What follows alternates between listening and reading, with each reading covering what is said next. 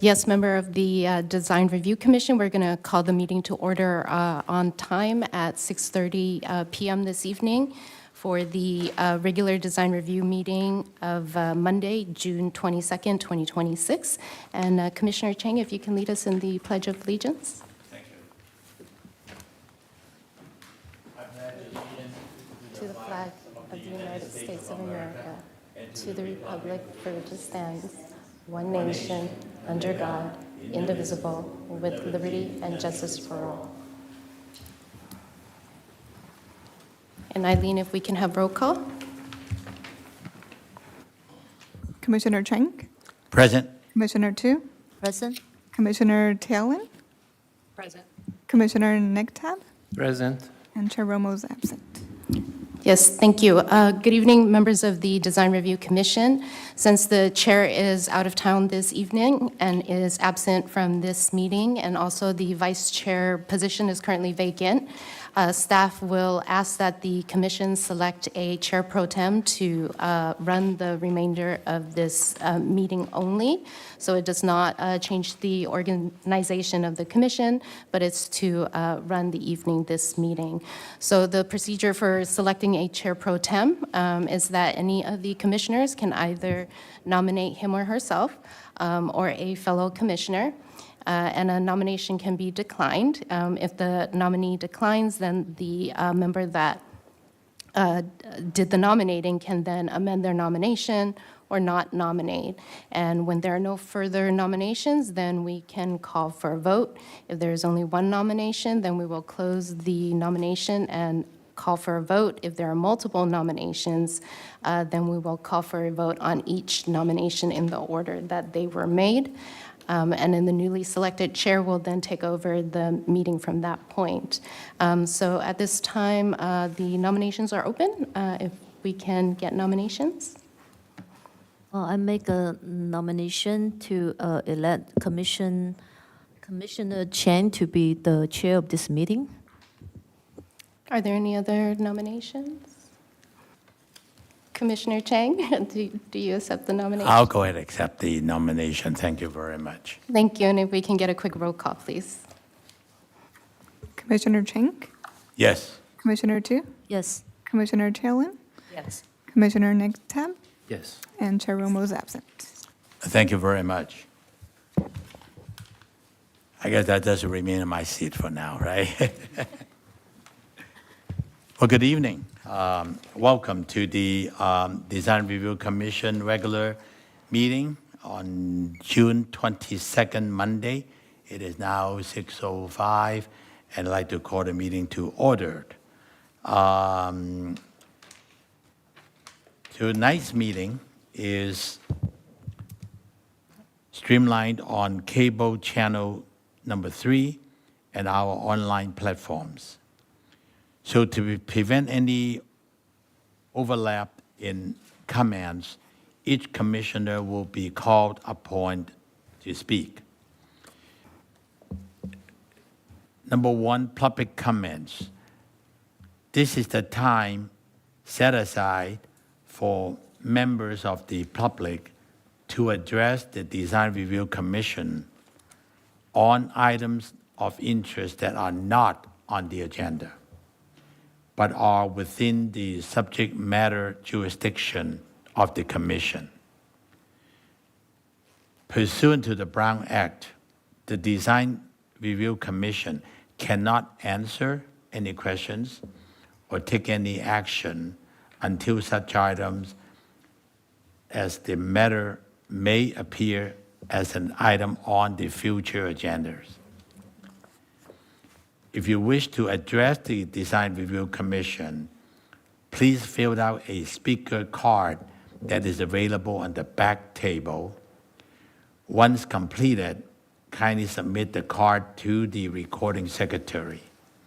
Speaker will be called to the podium one by one, and each speaker will be given up to 3 minutes to speak. At this time, any public members want to speak to the Commission on items that are not on the agenda tonight? Seeing none, any public members on the internet wanted to speak to the commission on this public comment section? No public comment at this time. Thank you. So moving on to agenda item number 2, consent calendar. All items listed under the consent calendar are considered routine, and recommendations will be approved in one motion unless a member of the Design Review Commission or public request separate discussion. I would like now ask each commissioners if they have any idea, want to pull any item for a separate discussion on the consent agenda.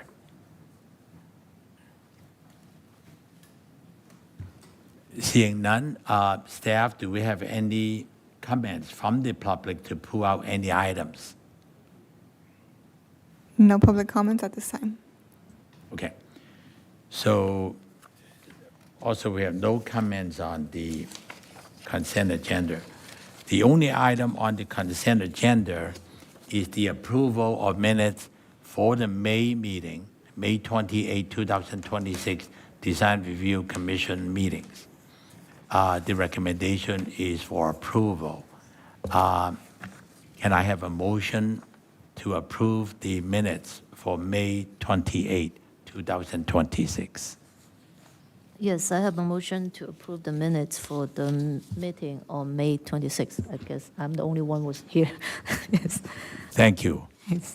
If that's the case, Chair Pro Tem Tsang, we can continue these minutes to the next meeting when the chair is also present. That would be fine. Yeah.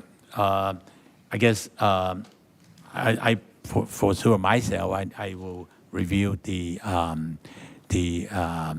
video and make sure that I understand the meeting that happens on May 28. So when the chair comes back, we have at least 3 members to approve it at that time. So we'll just go ahead and continue this item until next time then. Thank you very much, Samantha. All right, we'll move on to item number 3, public hearing. I would ask city staff to read the following so we understand the procedure. Yes, thank you, Chair and members of the Design Review Commission.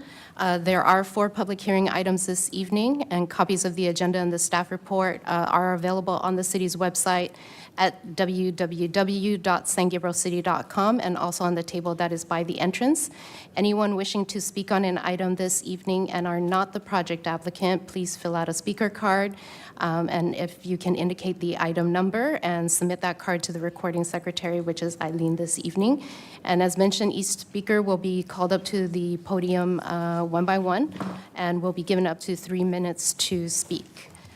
For each item this evening, staff will provide a summary of the staff report, followed by comments from the applicant. Then the public hearing will be open. After public comments, the applicant is provided the opportunity to rebut if they choose. And prior to the close of the public hearing, the commission may ask questions of the applicant, staff, and the city architect. However, once the public hearing is closed, the opportunity for public comment has ended. And with that, staff is ready to present item 3A. Thank you very much. Let's go ahead and move on to item A, 508 Gerona Avenue, planning case number SPR 24-084, site plan review. Applicant is Elite Design Studio. Staff report, please. Yes, thank you, Chair. The subject property is located, as mentioned, it's located at 508 Gerona Avenue. The project site is on the east side of Gerona Avenue, 3 lots north of Roses Road and south of Longdon Drive. The subject property is 8,247 square feet and is currently developed with a 1,700 square foot single-story residence with a detached 2-car garage. The property is zoned R1 single-family residence and is designated low-density residential in the general plan. To the north, south, east, and west are also R1 zone properties. The proposed project before the commission this evening is a 2,800 square foot, two-story, single-family residence, new, while maintaining the existing detached two-car garage at the rear of the property.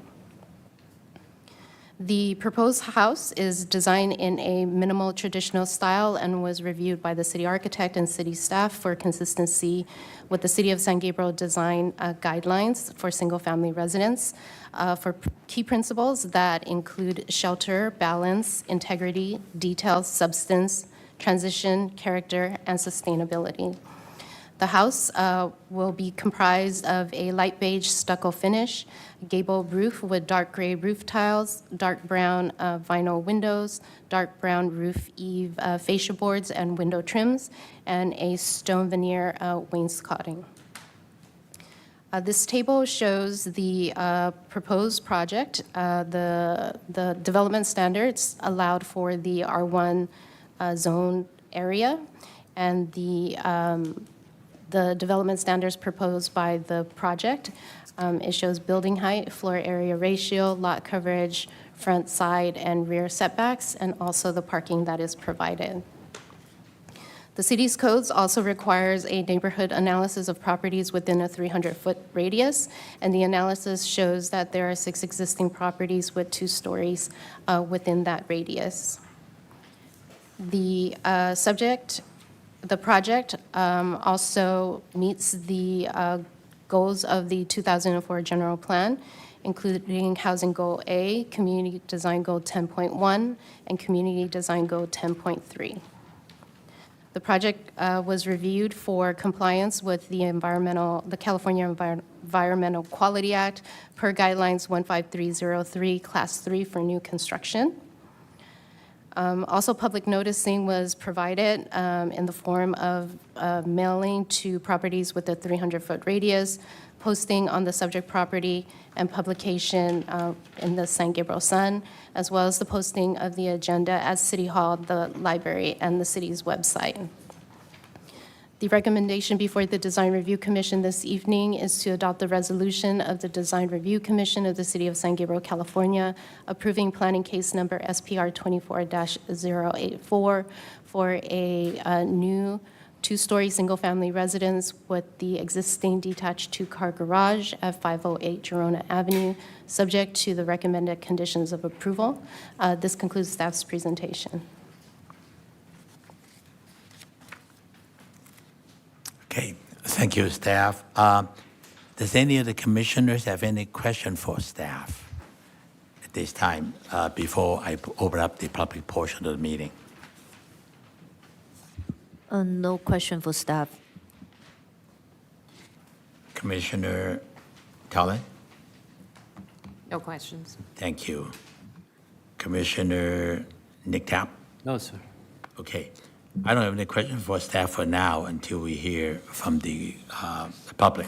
So now this is the time for public comments. It is now 6:44.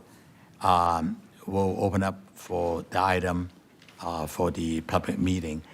Is the applicant or the applicant's representative here? Can you step forward, give us your name and address? So you may want to have any additional presentation or answer any questions the commissioner may have for you. Good evening, commissioners and staff. My name is Cayman Lai. Address 8748 East Valley Boulevard, Suite K.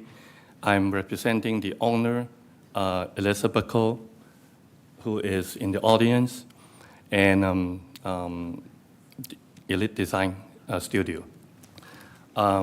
First of all, I'd like to thank you for staff, spend so much time, pay so much attention to this project, and finished such a very detailed report. As you can see on the report, this project meets everything, all the zoning code, zoning requirements, especially when you look at the rear setback. The requirement is 25 feet, but we are proposing 50 feet, which is double the required distance to the rear property line. This is one of the one of the way that we provide, we provide more privacy for our rear neighbors because, we are abutting other people's rear yard. And for the project, the report already described very thorough, so I'm not going to waste your time to describe this project. But I'm more than happy to answer any question you have. During the noticing process, the city has received 10 comments. We have all these 10 comments here. These 10 comments basically is from 4 families. And I can see their concern is legitimate. And we have categorized this into like 4 areas.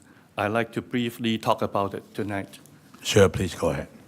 Okay, the first one is why to build this house. The owner, Elizabeth, been living in this city for 40 years, right? 40 plus years. And she is approaching her retirement time. And she has 2 kids, and currently with 2 grandkids. So, and we don't know, they have many more to come. And they plan to, stay in the city, raise their family, their extended family, so that they need more space in the house. And 2,800 square foot home is not too big nowadays. You can find 3,000 square foot home anywhere in the city, in the neighboring cities. And this house is designed per all the zoning code and basically reviewed by the city architect. And at the first review, we have no main issue. It's only a little bit of detail, tweaks a little bit, and then we got approved. Now, come to the neighbor's concern. The first one is noise and dust. This is really a concern. Anywhere in the city, any construction. I built my house before. My neighbor built their house before. It just needs some cooperation and arrangement. I believe with cities inspection, cities construction time, schedule control, and we could work with the neighbor. In any major construction stages, we can notify them. The owner is willing to provide her cell phone, her email address, and also the contractor also provide their contact information so that the neighbor, if they have any concern during construction, they can always contact the contractor and the owner. And we promise to fix anything that to their concern. There's another thing is talking about light and shadows. Like, as we can see, this project is running east-west. So east-west, has less concern of shadow and light. If this house is running north-south, I have more concern. Like, this is the house. It's running east-west. The sun always rises on the east side, sets on the west side. So there's very minimal shadow to the north side and the south side.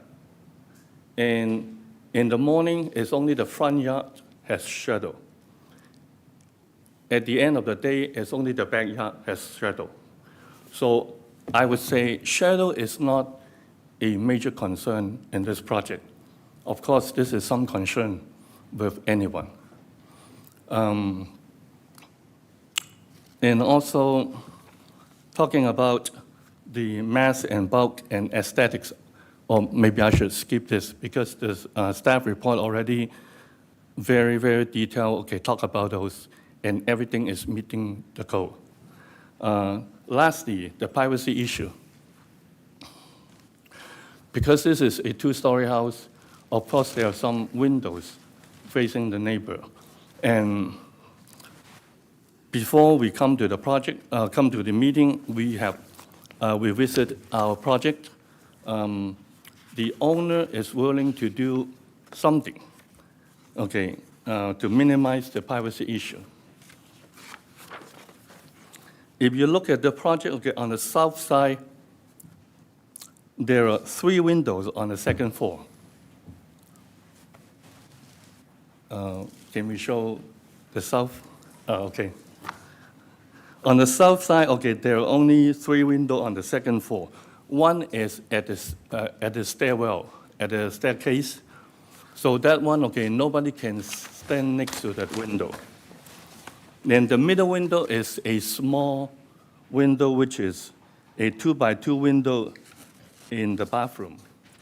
And I think the occupant has more concern than the neighbor when they're taking a shower.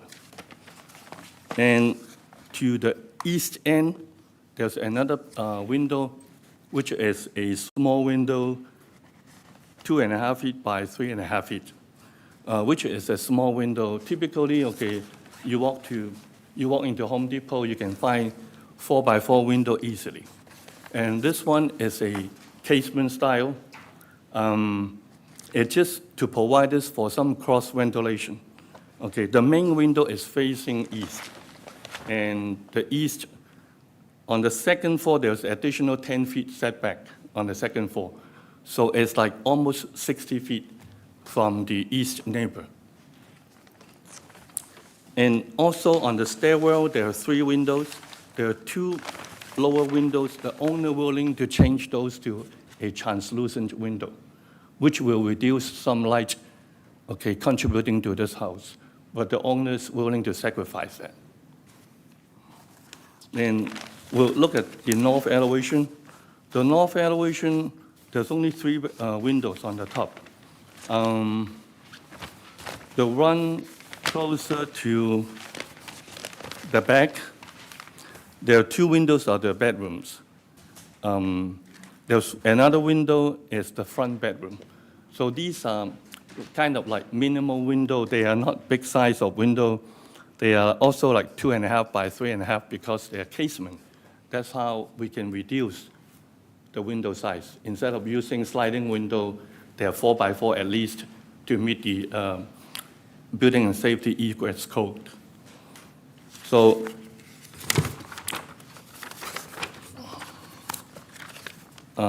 and we like to ask your consideration to approve this project because this is a conforming project, no variance. We promise to be a good neighbor to the neighbor.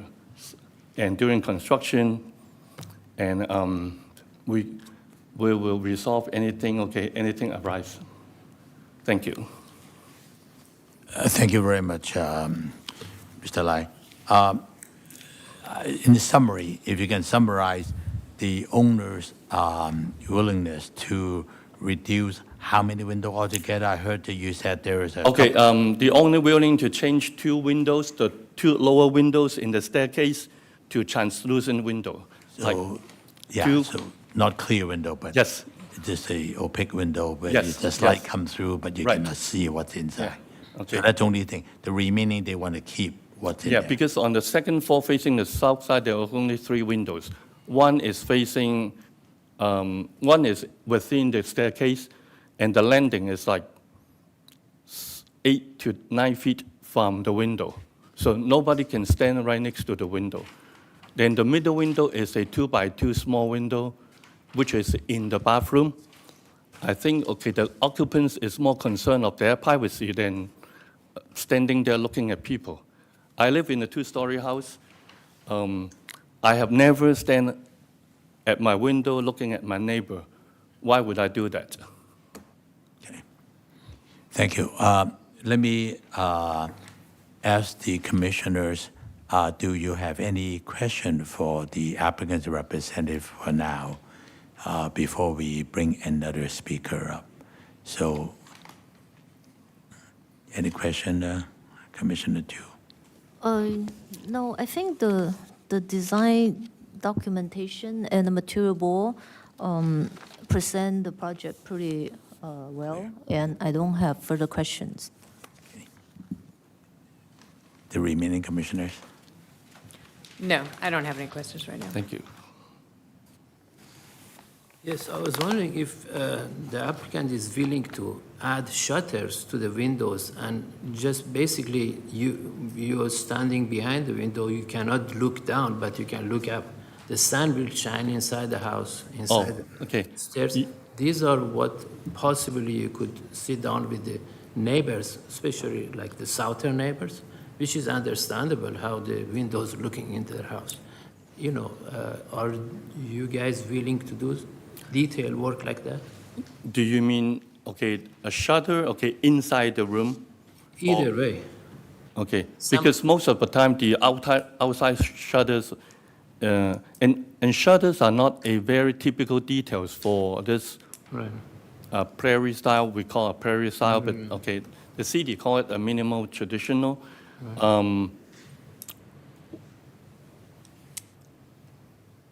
Elizabeth, the commissioners are asking, okay, are you willing to install shutters?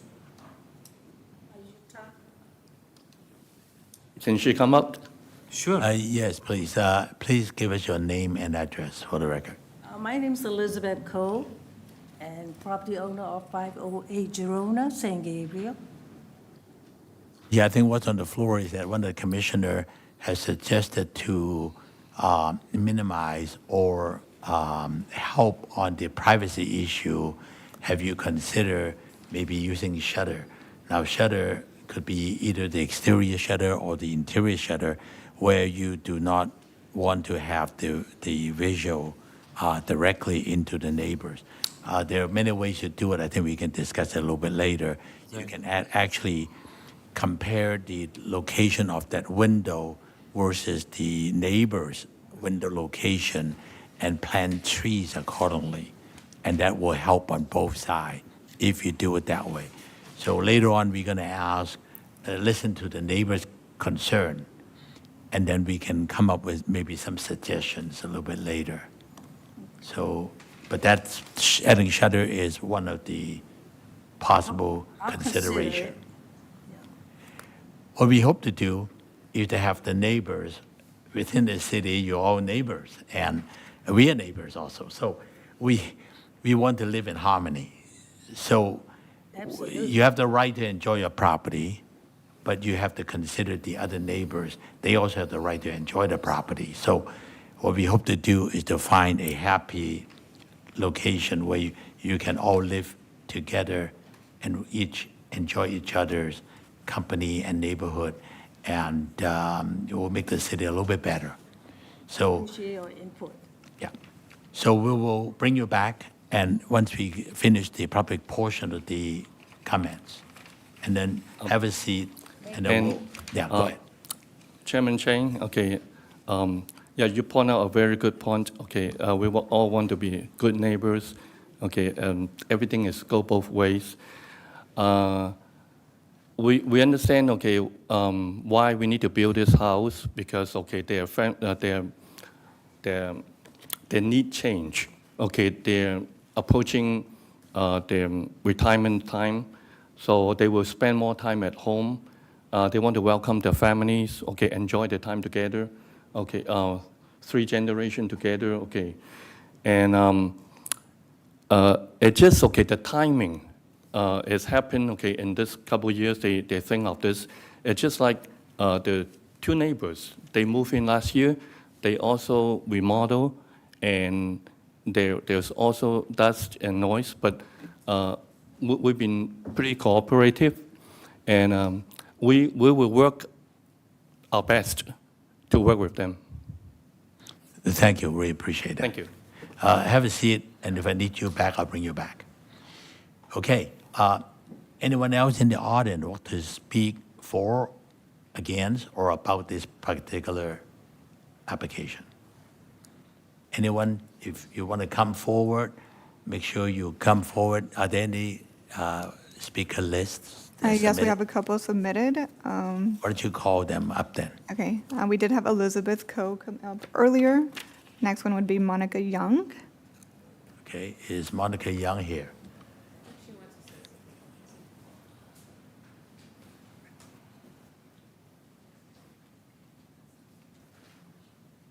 Give us your address, please, if you don't mind. Hi, I'm Elizabeth Coe, property owner of 508 Gerona, San Gabriel.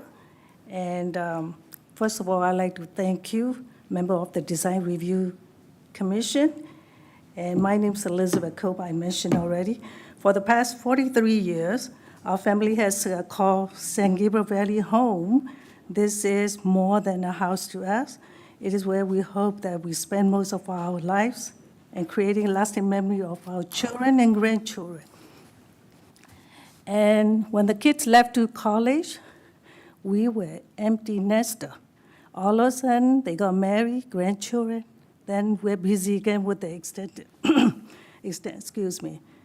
family. So we're hoping this is the home that we're going to create memory, lasting memory, and our children and grandchildren.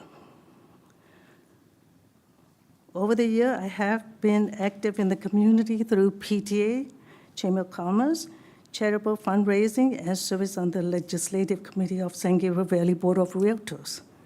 And while this service is not a formal criterion, we hope reflects our long-standing commitment to this community. We're not developer, investor.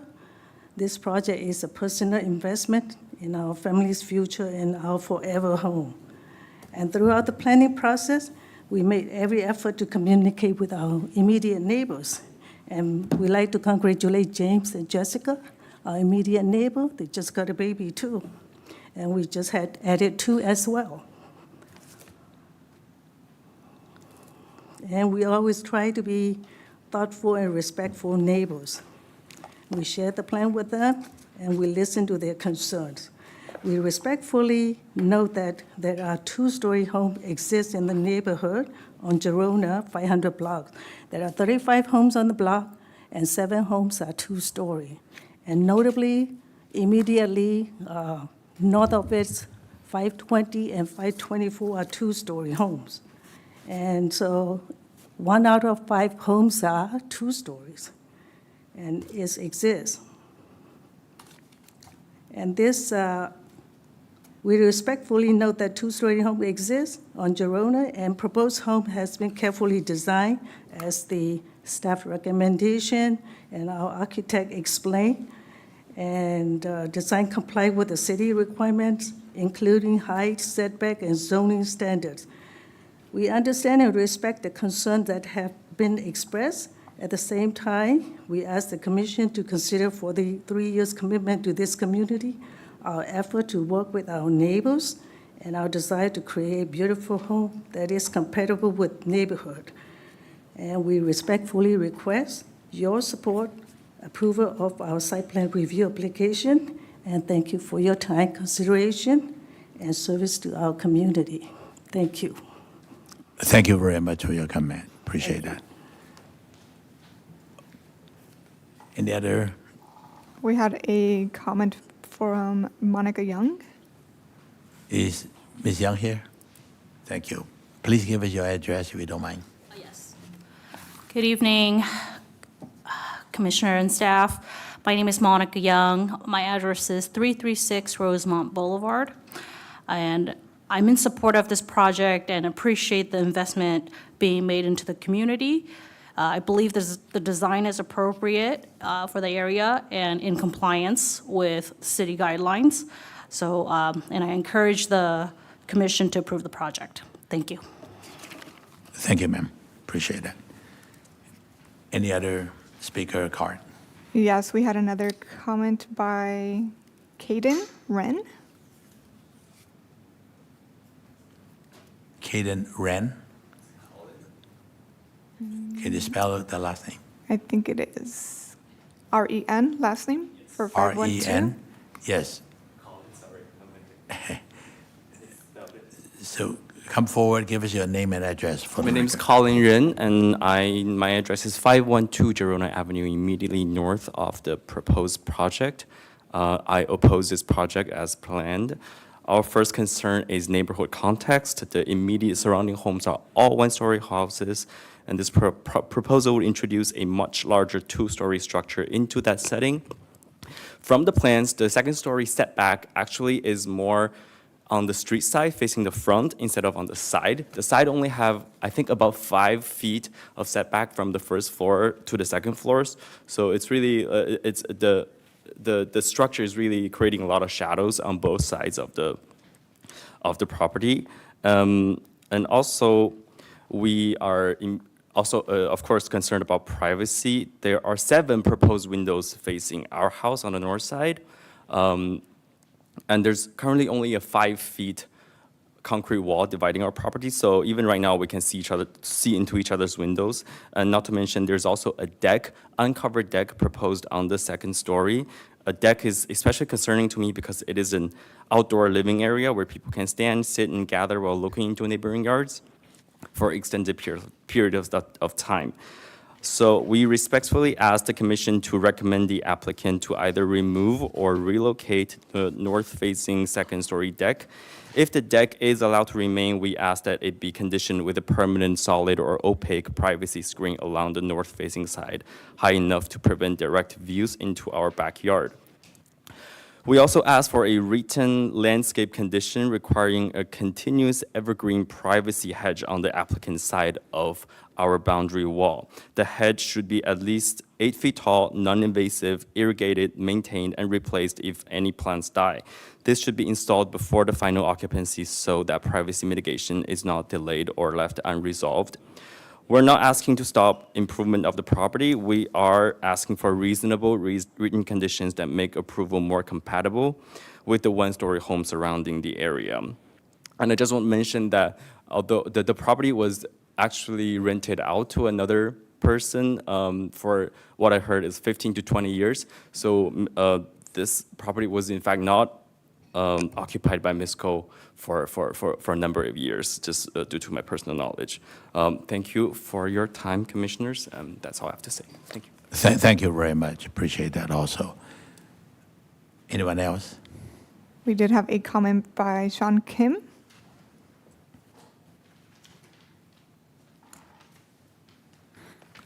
Mr. Kim, give us your address if you don't mind. Good evening, commissioners and staff. My name is Sean Kim, and I live at 512 Gerona Avenue, also immediately north of the proposed project at 508 Gerona Avenue. And I'm opposed to this project as planned. We understand that a two-story home will inevitably have some impact on the adjacent one-story homes.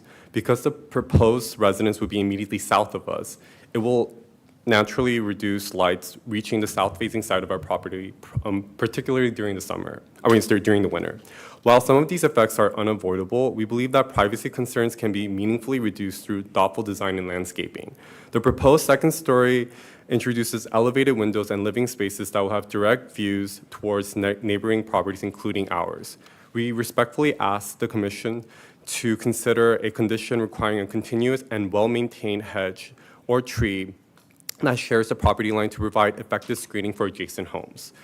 For example, evergreen hedge of approximately 8 feet in height would provide year-round screening and help address privacy concerns for affected households. We believe this is a practical and balanced solution that demonstrates consideration for the neighbors most directly affected by this project. We are also extremely concerned that the proposed landscape project includes a plant called cat's claw vine. For those of you who don't know, this plant is widely recognized as an aggressive and invasive species, and it has also been restricted in various jurisdictions because of its tendency to spread beyond the intended planting area. Its inclusion on the landscape plan is concerning because it suggests that the long-term impacts on neighboring properties may not have been fully considered. There is already an existing vine on the shared wall, and we respectfully request that the cat's claw vine not be planted and used as a replacement for it. We respectfully ask the Commission to consider the impact of the proposed two-story design on the immediately adjacent one-story homes, particularly with respect to privacy and neighborhood compatibility. While we understand some impacts are unavoidable, we believe thoughtful design measures can meaningfully reduce their effect on neighboring properties. We appreciate the opportunity to provide feedback and hope the project can move forward with adjustments that better reflect consideration for its closest neighbor as well as the entire neighborhood. Thank you. Thank you very much. Any other speaker? Another comment by Dan and Karen Bryant.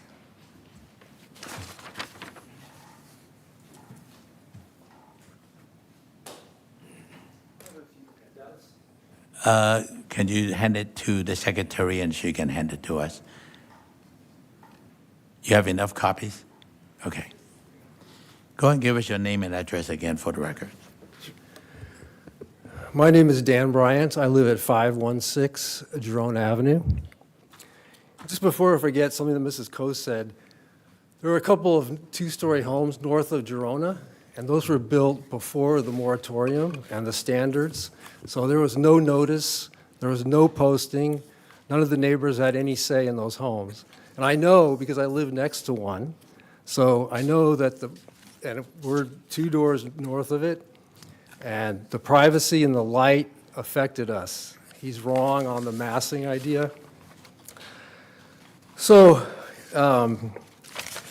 the subject property is surrounded on all sides by one-story homes. And if you look at the handout I gave you, every home on that page is one story. This sits in the middle of it. It's twice as high as what's around it. And even on the first picture that you showed, you could see that. Now, I took some quotes from the intent and purpose section of the R1 zoning code, all right? To ensure compatibility with the character inherent within the surrounding neighborhood and to provide harmony between the old and the new, promote the upgrading and remodeling of existing single-family homes, and ensure that the size of new structures and additions does not exceed the scale of its surroundings. I mean, this violates all three of those. Adding a new 2-story home in a location that is surrounded by 1-story homes will be devastating to the privacy of those surrounding 1-story homes. No longer can those 1-story homeowners enjoy their backyards or their homes in the same way. Again, I know from personal experience, this isn't, it will affect the amount of light coming into their homes, and it will affect their view. And just a little history, in 2015, the City Council passed a moratorium on the demolition of existing single-family homes and the addition of second story to existing homes. The moratorium ended up being extended for 2 years. And here's what the ordinance said, okay? Approval of these projects, meaning prior to the moratorium, has resulted in the destruction of some of the city's limited historical resources and negatively impacted privacy and neighborhood architectural compatibility, resulting from replacing small traditional homes with large imposing structures. It seems like this is like deja vu all over again. We're back to the same thing, building these large homes in an area that's surrounded by 1-story homes. And the city staff had a number of meetings to talk about this issue. I participated. And you can see on one of the handouts where it says the goals of the committee, and this was presented to the public on July 27th, ensure thoughtful design, preserve the neighborhood context, promote development with minimal impacts. Well, this violates everything. This was the goals. This was at from the Mansionization and Moratorium Community Meeting on July 27th, 2017, and that's presented by city staff. So also the adjacent neighbors directly on either side of the subject property recently remodeled their existing 1-story homes. One of the neighbors just moved in about a little over a month ago. It is not fair to them or to the other surrounding neighbors to be adversely affected by a new 2-story home.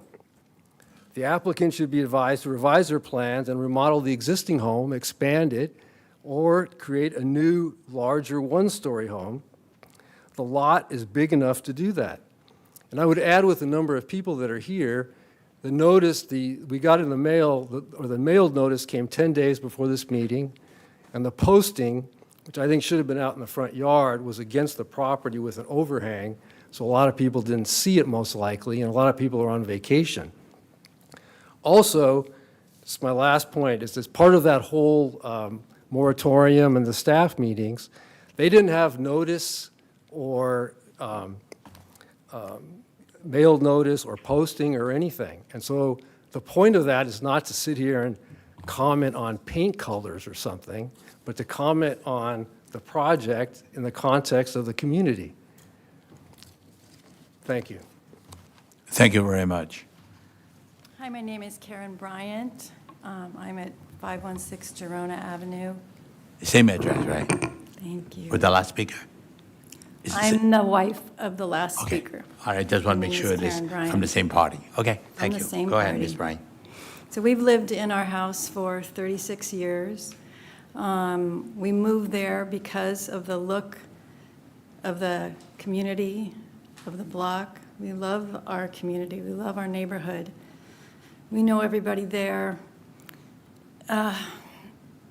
You're ruining, Mrs. Coe, you're ruining the look of our neighborhood. I'm sorry, I'm nervous right now.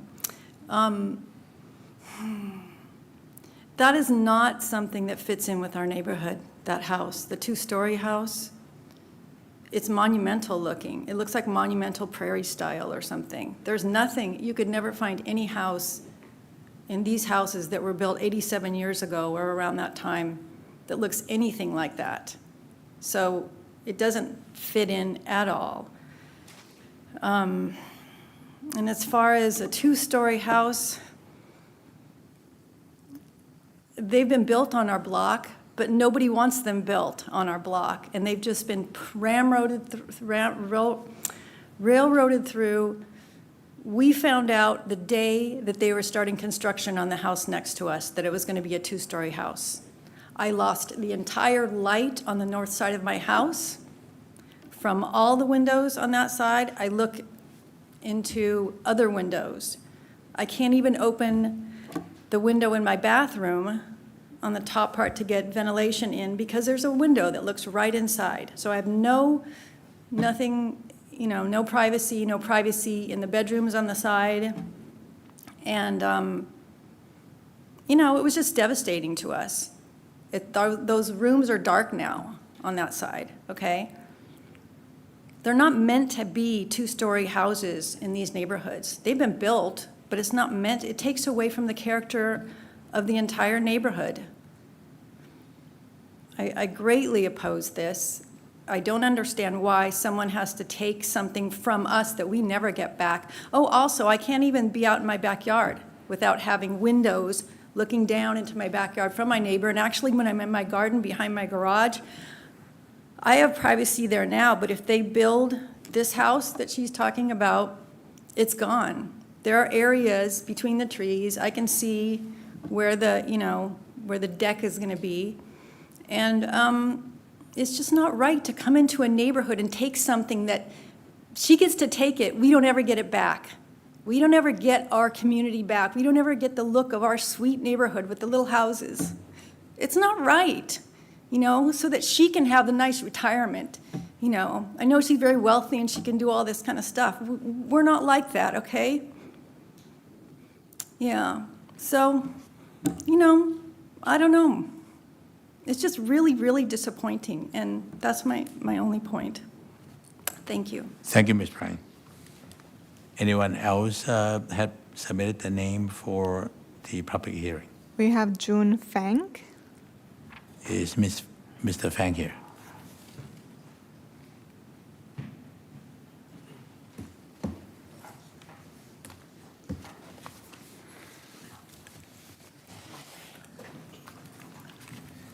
Hey, hello. This is Dream Fan, and I'm the owner of 504 Gerona, which is right next to 508. So I'm speaking not too opposite to the homeowners' improvement of their properties, but we are very concerned about the potential impact of the proposed construction on our home foundation and privacy. Right now, if we look at the map, the two houses are located very close to each other. And right now, previously, like about 1 month ago, there was a huge tree in their backyard. But right now, the huge tree was already moved. And given they will construct a very large 2-story buildings, the excavation and the foundation work and increase the size and weight of the proposed 2-story structure, this would be concerned about the possible sediment, soil movement, vibration, and the other construction level related impacts. And that could negatively affect the neighbor properties, including our foundation at 504 Gerona, as well as other properties. And if the new story properties are approved, I believe maybe there will be more and more buildings or owners to follow this pattern, to be a new 2 stories or large, oversized new buildings to, greatly affect on the foundation on the Gerona. And, actually there are a lot of good but less harmful alternatives available. The large tree in the backyard has already been removed, which provides additional spaces to expand and remodel their existing home. So extending the existing house or redesigning a new story or 1-story residence could be more compatible with the neighborhood and less disruptive to the surrounding neighbors. And 2-story, is it really needed for 2 people? As far as we know, the proposed construction includes 4 bedrooms and so many windows around 4 sides.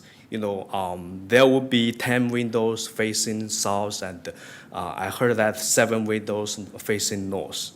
And also, as far as I know, the current household only has 2 people, but they are building 4 bedrooms.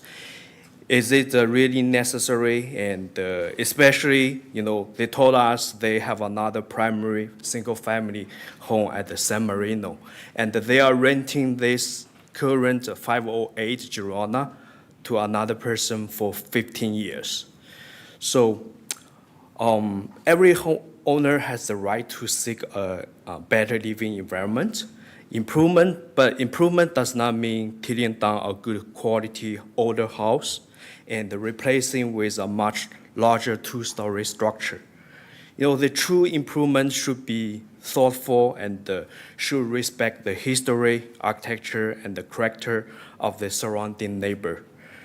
And we actually just moved in our home for 1 year. This is our primary home. We are trying to stay here for growth, our family, and we are about to invest a lot to imagine the beautiful future life. But suddenly, a huge change will be happen, and this is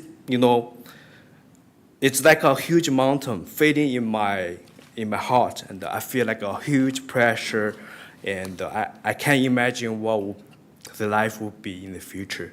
So for those reasons, I respectfully request the city to consider denying the proposed 2-story considerations and require the applicant to consider a more compatible 1-story design or an extension of the existing home. Yeah, thank you. Thank you very much, Mr. Fang. Hi, Commission. I'm Jie Wang. I'm also the owner of 504 Gerona Avenue. So I'm also standing here to strongly object to the proposal construction of 508 Gerona Avenue, St. Gabriel. I want to say what Karen, like the lady, experiencing now is what I will experience if the project was approved. we are strongly concerned about the privacy. Currently, on our boundary wall, we have 2 windows facing them, and they also have 2 windows facing us. But after their construction, the number they face us is 10 to 11, include the work deck. You can imagine, when you just wake up every day, there are so many windows facing you, and on their second floor, I would like to say it's not 3 that they mentioned, it's 4. 1 window in their bedroom, even though they have a large window on the eastern side. 2 windows in the upper stairs, and also 1 window. Even though it's a small window, but it's still windows, right? 1 small window in their bathroom. So that's really a huge loss to our privacy. And through those windows, you can see here, it can directly look at our patio, our baby room, our main bathroom, and our whole backyard. So that's really a lot. We lost our privacy a lot. And for your reference, there is also a new 2-story construction on our nearby street, Gabriel Street. There is also 2-story house. And on their south side, there is only 1 window on both the first floor and the second floor. But for that proposed construction, it's 10 to 11 windows. That's really a lot of. Commission could require the applicant to reduce at least 7 windows facing us. We are also very concerned about the odd and also the noise after their construction. We know there would be noise and the smell during the construction, but how about their construction later? I mentioned we have 2 windows facing them, and based on their proposed design, one of our windows in our living room is directly facing their large air conditioners that serve their large residents. And 1 window in our, the bedroom is facing their 3 trash bins. So they have so many choices to locate their trash bins and air conditioners. And the space between our home and their home is less than 1 meter. So why they choose to put these trash bins and air conditioners in those narrow space? We request the commission can require them to remove the location of air conditioners and also the 3 trash bins. And we bought the house just 1 year ago. We did the remodeling. And why we didn't choose to build the 2-story house just like them? Because we care about our neighbors. We care about our life quality. We work so hard to buy this house. We pay a lot because of the high mortgage rate every month. That's not the life quality that we want. And we also want to have a peaceful life, to Thank you, Ms. enjoy Van. The time is running yeah. out, so please wrap up your comment. Yeah, so we respect their desire to have the new home, but we also think their improvement should not be built on our sacrifice and also our expenses. We hope to have a home that is peaceful, quiet, and also protection of our privacy. Thank you so much. Yeah. Thank you. Ms. Van. Anyone else? Another comment by Kamen Lai. Yes. Mr. Lai, give us your address also. I'm sorry? Is it the speaker or this is the applicant? No, this is the Applicant. applicant team. So if we can just hear the remainder of the public There's no comments. more then public the- speaker. I thought I saw somebody raise their hand in the back. So Ms. Lai, please sit down. Let's finish the public portion before I bring you back, and you can rebut to some of the concerns you hear. So make sure you write down or capture down some of the comments. Go ahead. Your name, please, and your address. Hi, my name is Patricia Wang, and I'm representing 513 Gerona, which is across the street to the side of 508. And I don't think anyone needs to argue to say that those 3 streets of Gerona, Daroca, Segovia of North San Gabriel are our iconic, charming streets. Everyone loves them. The reason they love them is because of the way they look. The trees, the homes, the neighborhood communities. Everyone knows those blocks. And when we start putting in houses that don't fit, we break it all up. Yes, there are two-story homes. You can see them. I'm actually not sure how the size of this design correlates to that in terms of the surrounding space, the height, the distance from street. But Gerona is not a hugely wide street. So standing even across the street, looking to a two-story house, 25 feet tall seems quite large. I think it would need to be much shorter than that. I think that the distance, when I first saw the plans and I saw 10 windows on one side of a building, that's like standing from here and looking at 10 windows here, which is not only weird, but not a homey feeling. And those streets are homey. Homey is not just one person feeling at home. It's everyone feeling at home. When you can walk down the street and be happy to see your neighbors and know that you respect each other's needs, each other's privacy, and each other's appreciation for the area, you want to uphold that. I've always told people it takes a lot to build up a community. It does not take much to tear it down. And so I really would like to just be one more neighbor to say that as much as possible, please consider not tearing anything down, but really helping this community be as great as it can be. And this kind of decision time is critical. So as of now, the way it stands in this design, I am in opposition to it. Thank you. Thank you, Ms. Wong.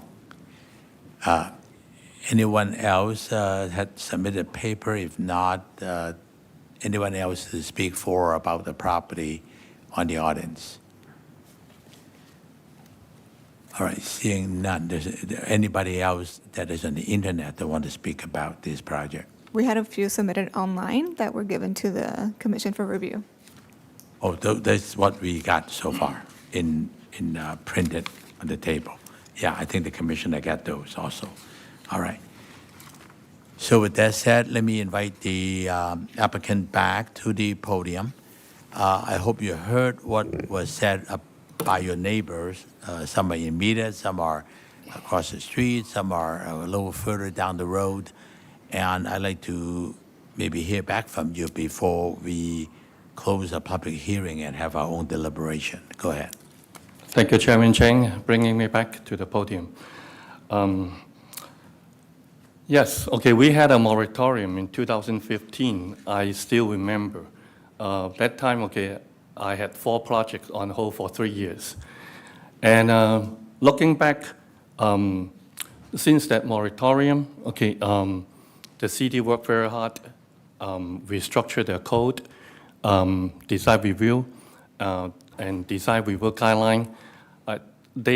We have improved a lot on the code.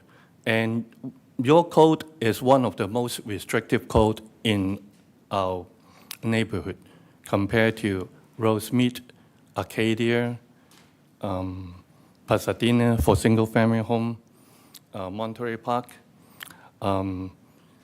We designed this house, everything per your code, per your guideline. We're meeting and go beyond and above your requirement. Talking about the building height, it's allowed for 28 feet tall to the top. And this is a pitch roof house. The top plate is around like 19, 20 feet tall. If strict by the code, you could build a much taller house. And people talk about, oh, you have 10 windows, you have 7 windows facing this side. But if you look at the plan again, there's only a couple windows on the second floor. And most of them, okay, and all of them are in the bedrooms, in the bathrooms. They are not in a common area, not a party area. Nobody will stay there and look at your neighbor from they get up and go, before they go to the bed. The bedroom is only for sleeping. If they have such a nice home, nice landscaping, nice backyard, they would spend more time outdoor. They would spend more time chatting with the family in the family room, cooking, enjoying their meals, gathering inside the house, rather than the whole family staying in the bedroom, looking looking over the neighbor. It doesn't make sense. And I can also share with you my personal experience. When I built my two-story house in 2005, I have a lot of resistance from my neighborhood. I don't want to say where I live, but then, okay, I received letters in my mailbox saying, why are you building a hotel? Okay, how many people you have here? But then after the house is done, finished, everybody come to my house and say, beautiful. We are glad that you finished this house. And the city is moving forward. And do we want to see this old house 20 years, 30 years down the street, down the road? We want to modernize the city. It's my time. And we have an option. We can remodel the house, but it's too small, too old. It's pretty much like we build the entire house. And there's another easier option. We can build an ADU in the back. But building an ADU, what does it do good to the city? It's increasing the density. It's end up nobody like to live there, and then bringing another family there. I don't think, okay, the city like to see ADUs in the city. It's just the state law that require you to allow ADUs. No city planning like to see ADU. And our next door has two houses. They have an ADU in the back, which is, we're okay with it. And for the deck, I'm sorry, okay, I forgot about the deck earlier. We're willing to reduce the deck. The current deck design is 10 by 16. We could reduce it to 7 by 10. The second story setback to the north, we have right now is 15 feet. By reducing the deck will be like 20 feet from the side property line.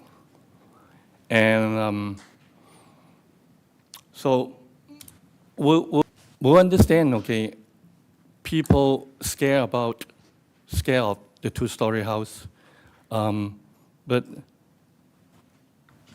when we respect their property right, and our property owner also would like other people to respect their property right. Anyone can build a two-story house according to the city code. It's just the timing, whether you need it, when you need it, or you can build it. Okay, and now is the timing for them to build a two-story house. It's too old to remodel or to rehab the house, and they don't want to bring in another ADU. For the soil disturbance, okay, look back 20 years ago, there was no engineered grading plan required, no soil report required. Now we have all these engineered grading plan, soil report, city inspection, licensed contractor, sophisticated construction procedures. We have so many buildings. Look at in the Valley Boulevard, the 6, 7-story huge buildings. The neighbors still intact, the structure still intact, because so there's good engineering. So building such a small, light frame, two-story house, definitely there won't be any problem for the neighbor. I'd like to ask for your approval of this project just by the merit of the project itself, because only the project will stand for another 100 years. People comes and go, owners change. Only a good house, good design house will stand for a long time. Thank you. Thank you very much. All right. Nobody else want to speak about the project, right? Okay, so it's time. It is now 7:40. Yeah, 7:40. And I'd like to close the public part of the meeting, and it is, I want to hear comments from the city architect before we go on to our deliberation. City architect. Thank you, Chairman Tsang. I had the opportunity to review this project twice. I thought it was well-designed and well-documented. The only thing, as the applicant said, I requested some additional details, which have been provided. The other thing is regarding the colors. I thought that the fascia was too cool of a gray, and I recommended to change to a warmer gray, which they have on this board. So that's accomplished. The other comment that I think has not been completed was the rendering doesn't show the front yard landscape correctly. I also had mentioned that along the driveway they should provide a linear planter, and they've provided vine pockets, so it's kind of halfway of what I was recommending. But all in all, I thought it was a very good project. And I've reviewed it against the city's zoning code and the design guidelines, and I feel it's in compliance with that. And, you know, in terms of the scale of the second floor, again, it abides by the requirements of the zoning code, and the step back on all sides is in compliance as well. Thank you. Thank you, appreciate that.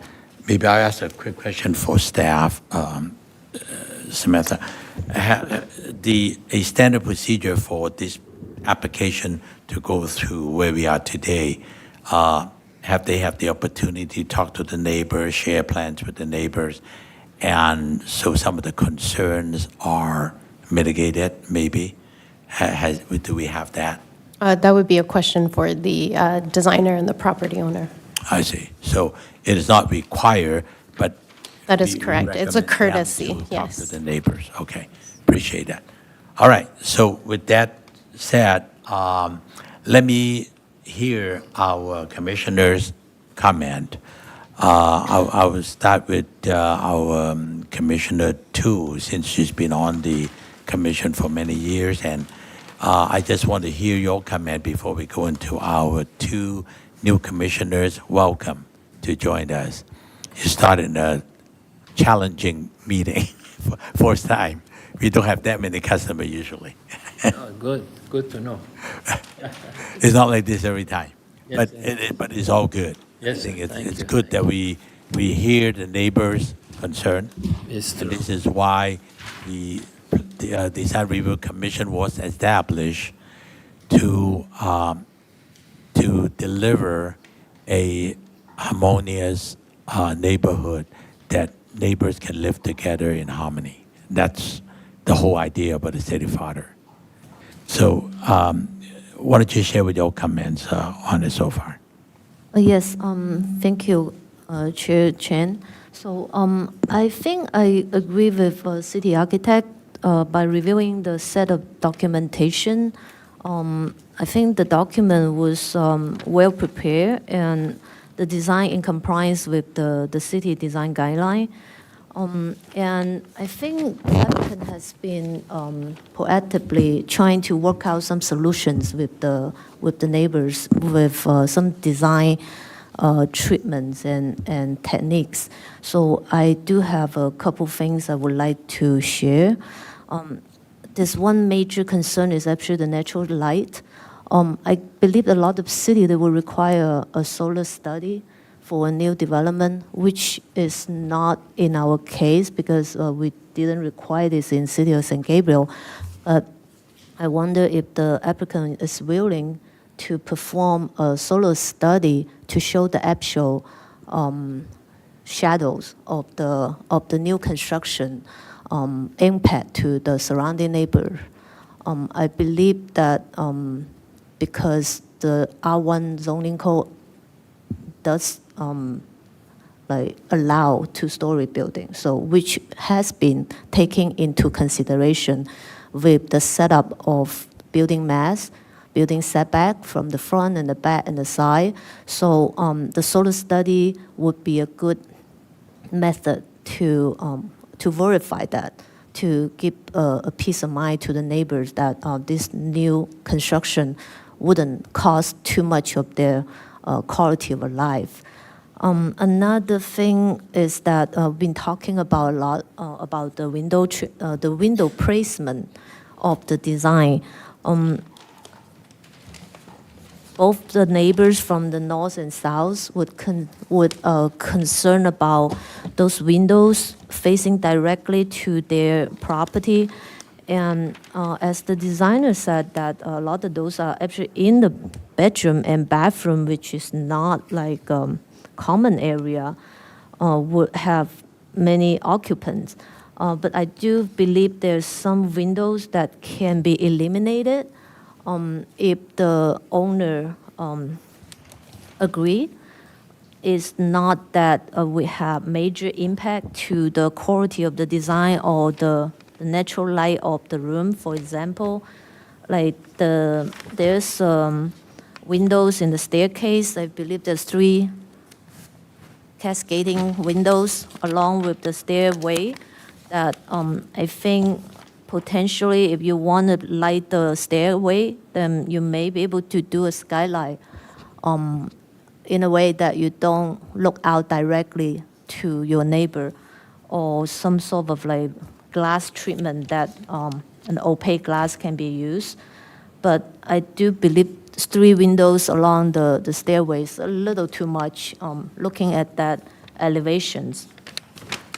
And also in the second floor bedroom too, with regular windows facing to the backyard, you may consider to remove the window by the bedside. That size of the bedroom isn't that big, so placing the window on that side may not be that nice for placing your furniture, and at the same time it will eliminate one window looking directly to your neighbor. Another thing is that in the primary bathroom, you do have 2 windows at the jacuzzi tub. So I wonder if this is something you can consider, maybe eliminate the one facing to the neighbor, because it's a jacuzzi tub. You also have your privacy concern as well. So that would be a recommendation to do. Another thing is the applicant mentioned the walk deck can be reduced.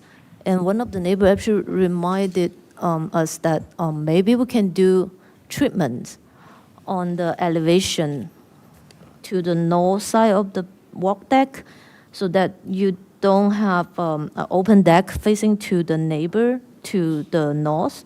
So that would help as well.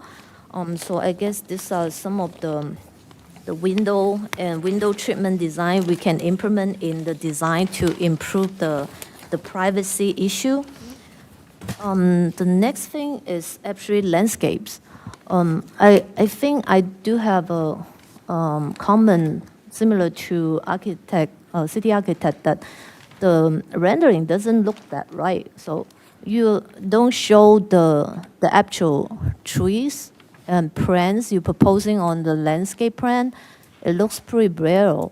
And I believe you also can take the neighbor's comment to provide the privacy hedge along the long property line.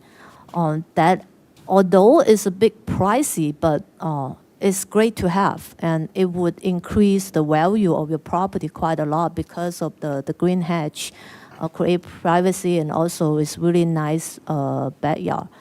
You have this landscape wall to the south side of the property, is saying that it's existing and you wanted to maintain. I don't know the quality of this wall. Judging from the image of the arborist report, it looks like a brick wall. I don't know if that's the block wall that is still in good condition. I mean, you may consider to upgrade those fencing around the neighborhood, around your property, so that the neighbor can actually enjoy the new fencing in a way. So another little thing that the trash bin, those are there will be some design idea can can improve. You can relocate your trash bins, not like butt against to your neighbor. I think that's some small tweaks will help you. The only concern I have was if you're adding those landscape green hedge to the north side of your property, you may take up some of your driveway width that will need to be accommodated in a way from the architect. So I think those are my recommendation for the improvement of the design to address the neighbor's concern. Yeah, that's all. Thank you. Thank you very much, Commissioner To. I will move on to the other commissioners. Please continue on with the comments. If it's the same as the last commissioner's comment, just say that I concur with some of the comments made, but any additional comments, I would appreciate that. Thank you. Okay. Commissioner Taylor. So I do agree with her. Yes. I don't know if you quite mentioned it, but the thought of putting in a skylight over the staircase might be a good idea instead of all the windows, just as another way of getting light in there, because I think that's what you're trying to achieve is more light in the house, which I can understand.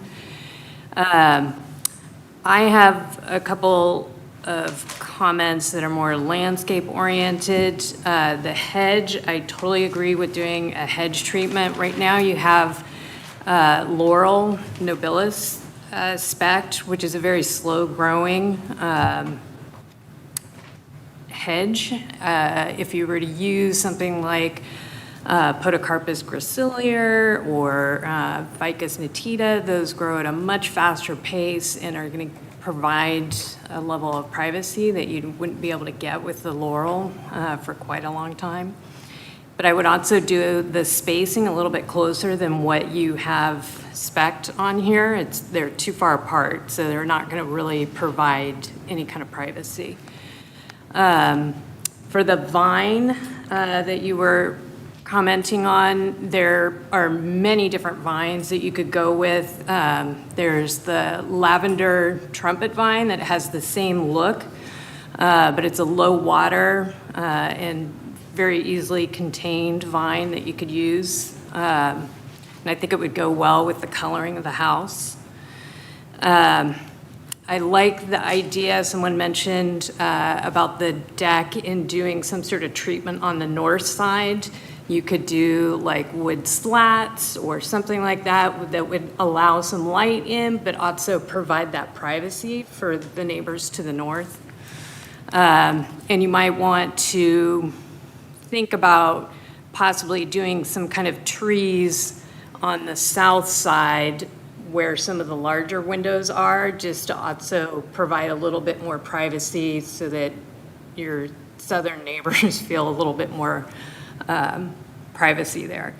Another thought is on the AC, you could do some sort of enclosure around them, slatted enclosures so that it provides a little bit more noise containment and you wouldn't have to be looking at it. Then my other just comment was I found the landscape plan to be a little lackluster in terms of the trees. You did take out the camphor tree, which I was kind of surprised at, and I don't see something of any real magnitude going in to replace that. So those are my comments. Thank you very much. I appreciate it very much. Commissioner Nicap? Yes, sir, yes. I agree with whatever was said so far, and at the same time, I don't see this design in any way making the neighborhood like adding a mansion to that neighborhood. Is nicely designed, is low enough to fit within the neighborhood, and when it's the two-story allowed in there, it's their right to have a two-story house there. That's how I see it. But at the same time, I think the neighbors have done the homework for you. You have a list of what their concerns are, and some of them are mentioned here. If you would, you could work on those. Get rid of all those, 10 windows. It is true, you don't need 10 windows there. The stairs could be taken care of with one skylight, and so on. You've been around for a while, you know how it's done. But I see we should really appreciate the neighbors. They did the homework for us. So hopefully we see you next time with a more complete, maybe a section through, that shows the east neighbor also, how if she's concerned about the view to the patio, to their backyard. If you draw up a section and show us really with the wall you may be adding there, the trees you may be adding on the east wall, back wall, maybe there is no concern because, nobody can imagine how it's going to be before it's built. So you might as well draw it up, say, look, don't worry, it'll be fine. So that's how I see it, but I appreciate you stopping by. Yeah, finish, Mr. Nick? That's it. Okay. Yes, sir. City architect want to make a comment, yeah, of course, go ahead. Another thought on the windows of the stairway, if they would all move to the top, that way, as you're walking up the stairs, you're not looking out the window, you're just letting light in from the upper thing, and it would give you the ability to hang some art on the wall, that way, and then to use the idea of obscure glass also, it just would let light into the stairwell. And then one other thing about the neighbor of 516, that house that it abuts the driveway, it's a big flat 2-story wall. That's under the old kind of zoning that created that moratorium issue. So the current zoning requires you to set back and then set back more. So it's quite different. That's all. Thank you, City Architect. Of course, I agree with all the comments made so far. It looks like that there is some more work to be done. I hope the architect and the property owner had listened to the comments made from the neighbors, including comments made by the commissioners. I'll share with you some of my view on this. It is extremely important that you talk to your neighbors while you're developing your plans, so that some of these concerns they have are being addressed during the design stage. Privacy issue, it's a key thing. Light coming into your property is great, but you need to worry about how that is going to affect them. I am fortunate to be able to sit through 2 generations of the master plan review of the design guideline. This last generation was actually enacted some time ago after all these mentionization of the city, that the 20-some foot wall solid, no window, was a problem at one time. We worked really hard trying to bring the second story back so that the lighting is basically improved from a straight wall 24 feet high or 26 foot high. So the city had listened to your concern and wanted to make sure that each property owner has the right to enjoy the property while your neighbor's property right are being protected to a degree that we all share this community and can live in harmony. So that's important. I also want to make one suggestion which has not been touched. I think your plate height is 10 feet at the first floor and 9 feet at the second floor.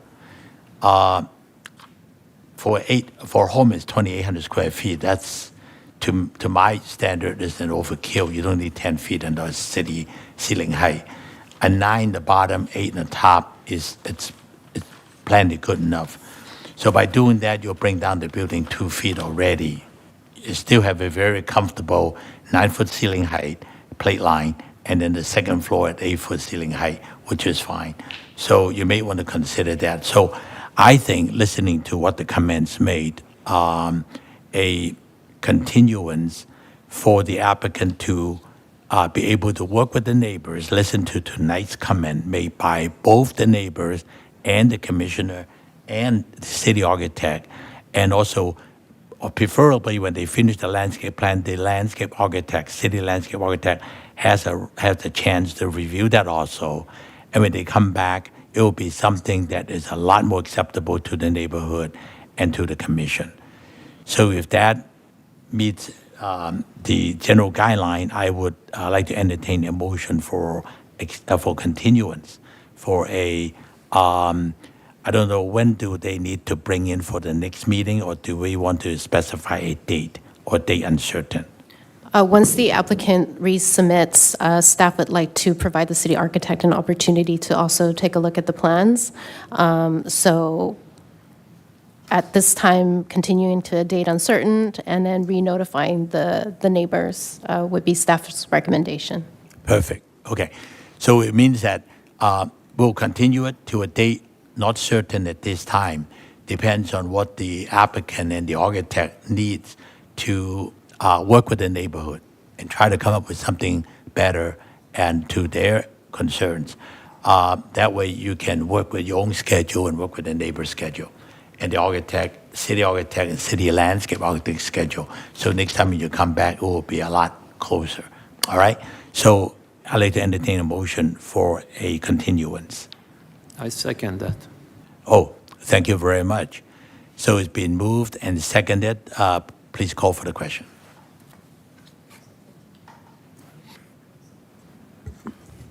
For Temp Chair Tsang, Yes. Commissioner Chu, Yes. Commissioner Taylor, Yes. Commissioner Nick Tam. Yes. Okay, so it's 4-0, meaning that the case is being continued based on what we talked about. I hope the applicant has a chance to jot down what we talked about, and please work with the neighborhood so we can get a better project at the end. Thank you very much. I appreciate that. Thank you, staff. We'll move on to our second agenda item, which is item B at 822 South California Street, planning case number SPR 24-103, site plan review.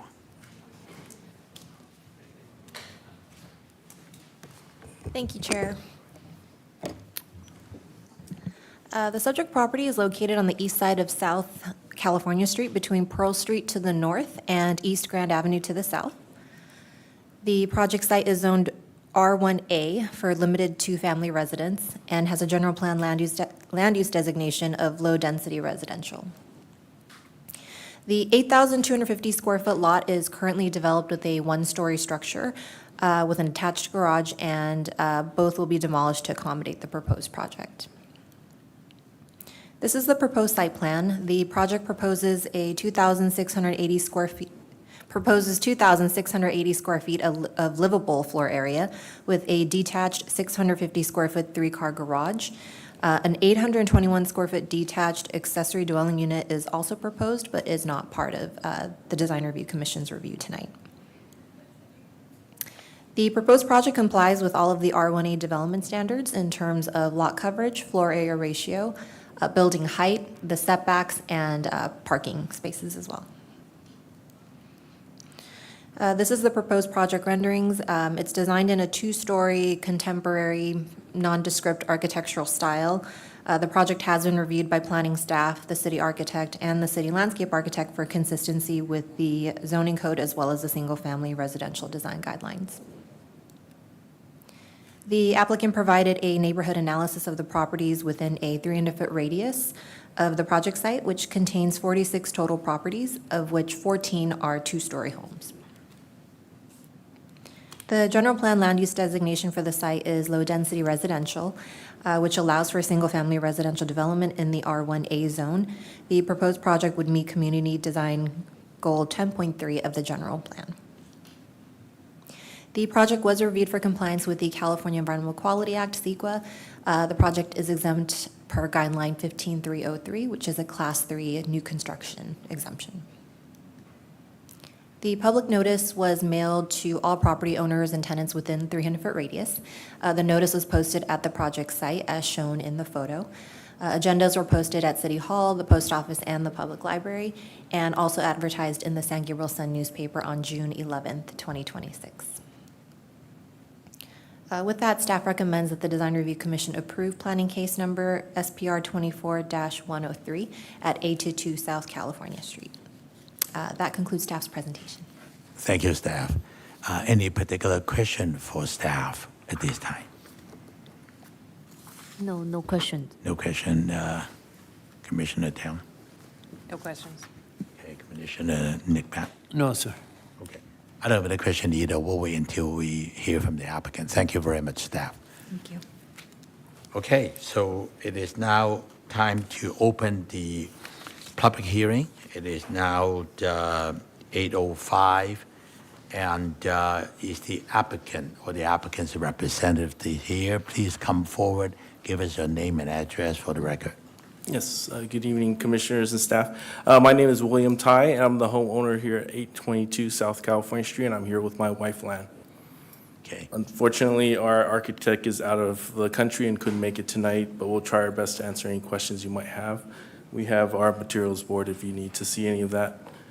My wife and I moved into the neighborhood in 2003. We've been there 23 plus years, and we have 2 young children. They're becoming teenagers now, and we were just looking to expand our residence to make some room because we're having space issues, constraints, and we're hoping with our aging parents, the ADU might come in useful in the future for them as well. So that's all we have.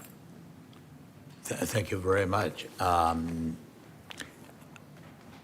Do we have any question for the property owner from the commission? Commissioner I Du. was just wondering, go ahead. design also has a lot of windows. Did you notice that? Yes. I mean, is that the reason? We are actually, just looking for a lot of external light. I thought the first project, some skylights, if that's an option, we'd be willing to look at those.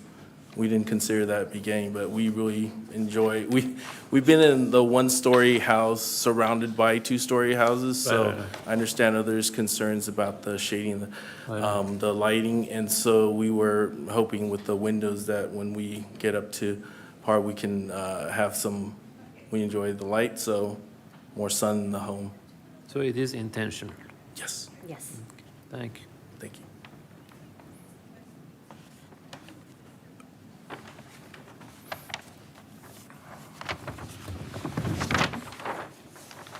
Okay, maybe I ask the city architect, you have any comment on this particular project? Thank you, Chairman Chang. Just looking again at my notes, I reviewed this project 7 times. It's been a challenge. Over the course of all these reviews, there are numerous drafting errors and heights and window issues, just lots and lots of things. So overall, these things, most everything has been corrected. As Christine Tsang mentioned, it's kind of a nondescript design. However, it is in the central San Gabriel Planning District, which is a special planning district, and thus requires additional scrutiny in design. However, in looking at this district, this special planning district, many of the houses are of nondescript design. So, I thought it was maybe acceptable in that light. And again, most of the things have been corrected or improved. It's not a strong design, but I think it could be acceptable. So that's my comment. Thank you very much. Commissioner, do you have any, sorry, we're not for deliberation yet. We just have question for the property owner. You have any question for them? No, I don't have a question for the applicant. Thank you. Okay, all right. So please have a seat, and we'll listen to the rest of the community. Anyone else here to speak for or about the project? We had 1 public comment submitted online that was given to the commission for review. Oh, it's in our package also? Yes. I think we got kind of mixed up with that. Can we identify that? Is it a for or against or? It was against from Michelle Yi.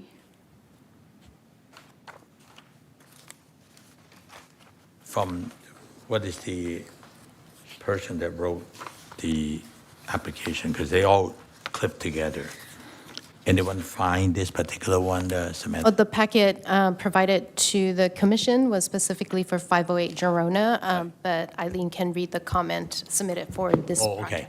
Yeah, it is not in the packet, so can you read that to us?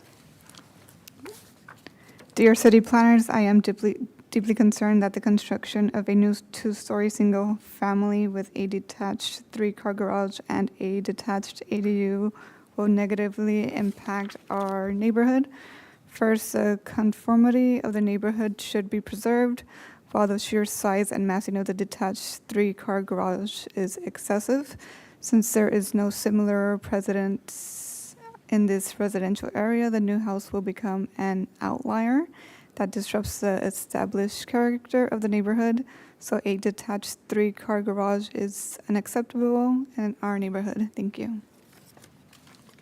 All right, thank you very much. No one else has make any other comment electronically or in the audience? Did it say the location of that person? Are they like next door or? The field was not completed. No address, No, just the name. just the name, Michelle Yi. I see. All right. Well, thank you. Appreciate that. Okay. Seeing none or hearing none more, I would close the public portion of the meeting, and we can go on our own deliberation. So let me go ahead and start with you, Commissioner Teo, before we go to the round. Yes, thank you, Chair Chen. I do not see the material board for this project being submitted, the physical one.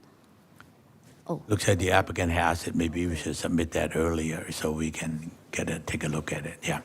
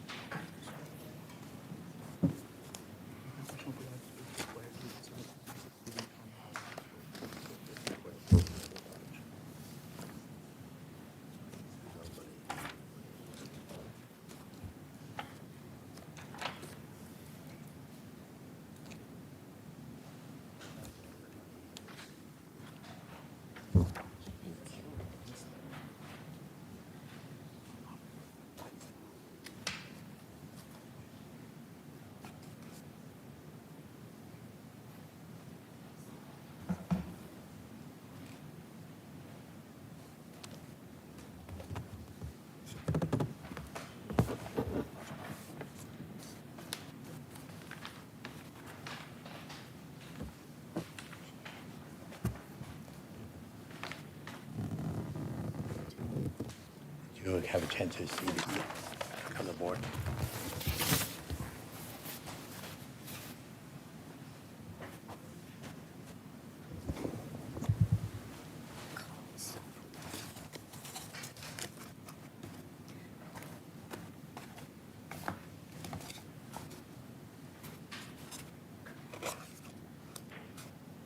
Okay, thank you for the material board.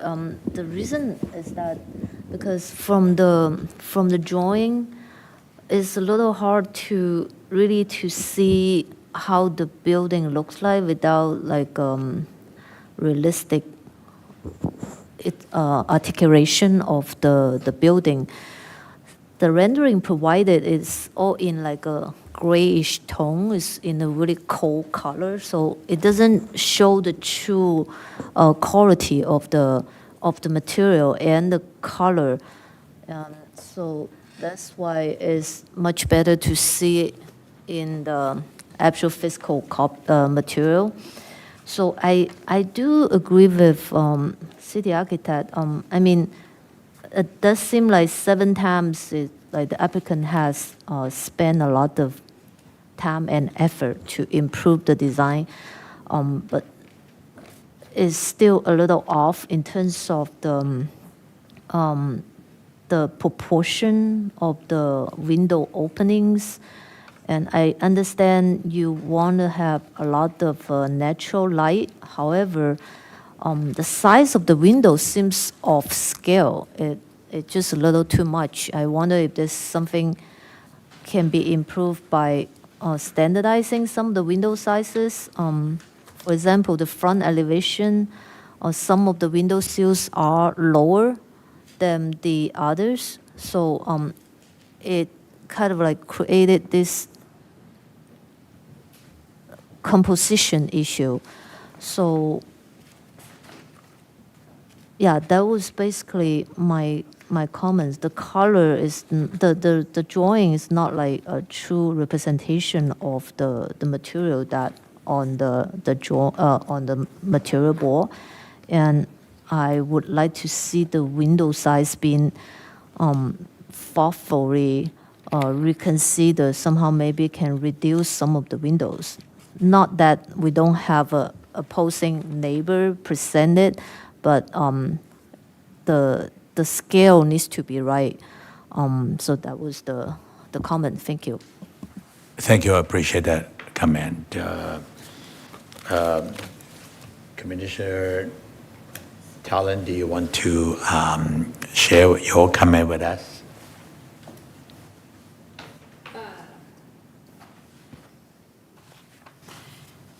I see that there are 15 trees that are due to be removed, but I don't see an arborist report on those trees and much in replacement of the 15. There are 2 crepe myrtles that are due to go in, but that's it, and then some citrus, but I just don't see an arborist report for some reason.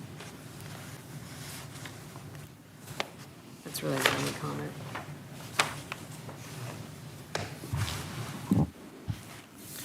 Yeah, well, you know, when you break the windows into half and you put 2 small ones for every space, what you do, you're making your new house look like a dormitory. You know, window, dorm, dorm, dorm, dorm. I don't think that's really what you want to do, you know. Every bedroom, you have one like her window, his window type of deal. Kind of unusual, and even aesthetically from outside, like I said, you're making your new house look like a dorm, you know, dormitory. I don't know that's what you really want, you know. You could make it much better than what is here. So that's a comment I can have if you want to improve your design. Thank you very much. I appreciate that too. Yeah, go ahead, City Architect. Thank you, Chairman. I also have a question of why are there 2 different stucco colors? The color, even in my review, I was never clear what the colors were going to be. Like Commissioner Tu said, the renderings don't match the elevations, don't match the board. I could follow all of that, and that's kind of been the story of the whole process through this. It's just hard to follow. Errors and corrections need to be made, and so on. Thank you for the clarification. Yeah, I look at the quality of this, the design quality of this submission is actually a lot less than the last one. And however, in the different neighborhoods, some neighbors are concerned, some neighbors are not as concerned. I agree with Commissioner Toe's. The proportion of the window size to the entire elevation, it is off. It's off quite a bit. As a matter of fact, it looks kind of awkward. Without a careful thought of the material, which I see some white and some gray, and I just think that the designer and the homeowner should work together to come up with something a lot more holistic, and working with the neighbors and the neighborhood to get something more pleasing at the end. as one of the designers said, a building is built is here for at least 60 to 80 years. And we're going to get stuck with that design and that color and that shape for a long time. I think one home at a time, we like St. Gabriel to look better every time when we have the opportunity. And I don't have any big problem working with them to get this thing forward, but I think the designer owe it to the owner and the neighborhood to come up with something a little bit more finer. So they already been there 7 times. Maybe the 8th time is really the critical one to get it there, get a home run. So with that said, I think I do have one quick question for staff. I read somewhere about when a home is exceeded 2,500 square feet, it requires 3-car parking. Is there such a thing? Parking is determined by number of bedrooms. Or by bedroom, not by footage? Correct. So 4-bedroom is 2? Correct. When you get 5, you need 3? That's correct. Got it. Okay. So again, I think the 3-bedroom concern was because of the number of bedrooms. I just want to clarify that for the record. Okay, so do I hear a motion for this particular project? Because again, in all fairness, there is a great opportunity for us to see some improvement to get a better proportioning of the elevations. Anyone want to make a motion for continuance so that allow the applicant that opportunity to improve that? Yes, sir. I make a motion to have the architect redo some of the spatial elevations and based on other comments. Thank you. Come back. Appreciate that. Yes, sir. Again, to a date uncertain, so we don't. He's not here, so we don't know how long it's going to take him. So we don't want to identify a date they have to bring it back. We'll just let them do whatever it takes to get there. So the motion is for a continuance to a date uncertain. Do I hear a second on the motion? I'll second it. Thank you very much. Please call for the question. Chairman Tsang, Yes. Commissioner Chu, Yes. Commissioner Talon, Yes. Commissioner Nicktab. Yes. Thank you. Thank you. Motion carries at 4-0. So for the homeowner, please share these comments with with your architect or designer. Make sure they work that material board on your rendering and work with the city architect to improve the overall proportioning of your final product so that we can get you through quickly next time when you come back. All right? Correct. The architect also mentioned that why 2 stucco, 1 gray and 1 white? Do you want gray or white? Or a portion of that. He and you need to make that decision very clearly on your color rendering so that it reflects truly how the building would look like at the end. All right, so please do that. All right, thank you very much.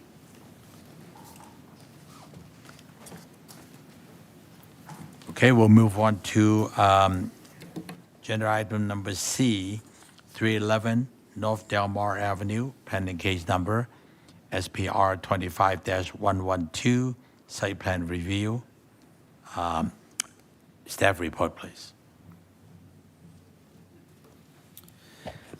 Good evening, members of the Design Review Commission. The public hearing item before you tonight is for a site plan review to allow for the construction of a new single-story, single-family home located at 311 North Delmar Avenue, planning case number SPR 25-112.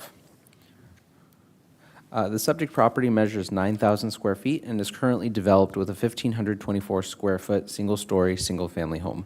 The property is located on the west side of Delmar Avenue between Hermosa Drive and East Roses Road. The project site is zoned R1 or single-family residence and has single-family homes directly to the north, south, east, and west. The project before you tonight is for a new single-story, single-family home and a detached garage. The single-family home will measure a total of 2,750 square feet. The proposed home is consistent with the development standards set forth in the municipal code for the R1 zone, including building height, setbacks, lot coverage, and floor area ratio. The architectural design of the home was reviewed by city staff and the city architect for consistency with the design guidelines for single-family residences. The proposed home is designed in a minimal traditional style and will be clad with a smooth stucco in an omega white color, stone veneer accents, and decorative shutters in a cedar stain finish to match the fascia board. Other features found on the proposed home include copper gutters and downspouts and bronze color wood-clad windows. The home proposes, or the designer proposes to have a 9-foot 6-inch ceiling height. Staff recommends reducing that to a 9-foot ceiling height for compatibility with the surrounding homes. The project also proposes to install new landscaping on the project site. The front yard will include silver carpet ground cover along with a variety of shrubs including Santa Barbara sage, Spanish lavender, coral aloe, and coast rosemary. Proposed new trees include 2 24-inch western rosebud trees and 2 15-gallon strawberry trees. In the rear yard, 6 trees are proposed for removal, none of which are considered to be protected mature trees per the arborist report provided as attachment C. The 5 trees located along the northern property line will be replaced by 7 15-gallon Carolina laurel cherry trees, 4 Australian flame trees, and a new lawn. The proposed project was also reviewed for consistency with the general plan. The general plan land use designation for the subject property is low-density residential. The general plan defines this designation as primarily single-family homes on a single parcel. The proposed project is for the construction of a new single-family, single-story home, and the project also meets Community Design Goal 10.3 to create designs that live and breathe with St. Gabriel's neighborhoods as they themselves live and breathe. The project was reviewed for compliance with the California Environmental Quality Act and was determined to be exempt per guidelines section 15303, class 3 for new construction. On June 11th, 2026, a notice regarding the project was sent to properties within a 300-foot radius of the project site. A notice was also posted on the project site. Tonight's meeting agenda was posted at City Hall, the post office, and the public library, and was advertised in the June 11th, 2026 edition of the St. Gabriel Sun. Staff recommends that the Design Review Commission adopt a resolution of the Design Review Commission of the City of St. Gabriel approving planning case number SPR 25-112 for a new single-story, single-family residence at 311 North Delmar Avenue, subject to recommended conditions of approval. That concludes staff's presentation. Thank you very much, staff. Any question for staff regarding this property application? No question for staff. Commissioner Tellen, any question for staff? No. Thank you. Commissioner Debit? No, sir. Okay, I don't have any question either, so thank you very much. Thank you. Is the applicant or the applicant's representative here? Please step forward, give us a name for the record.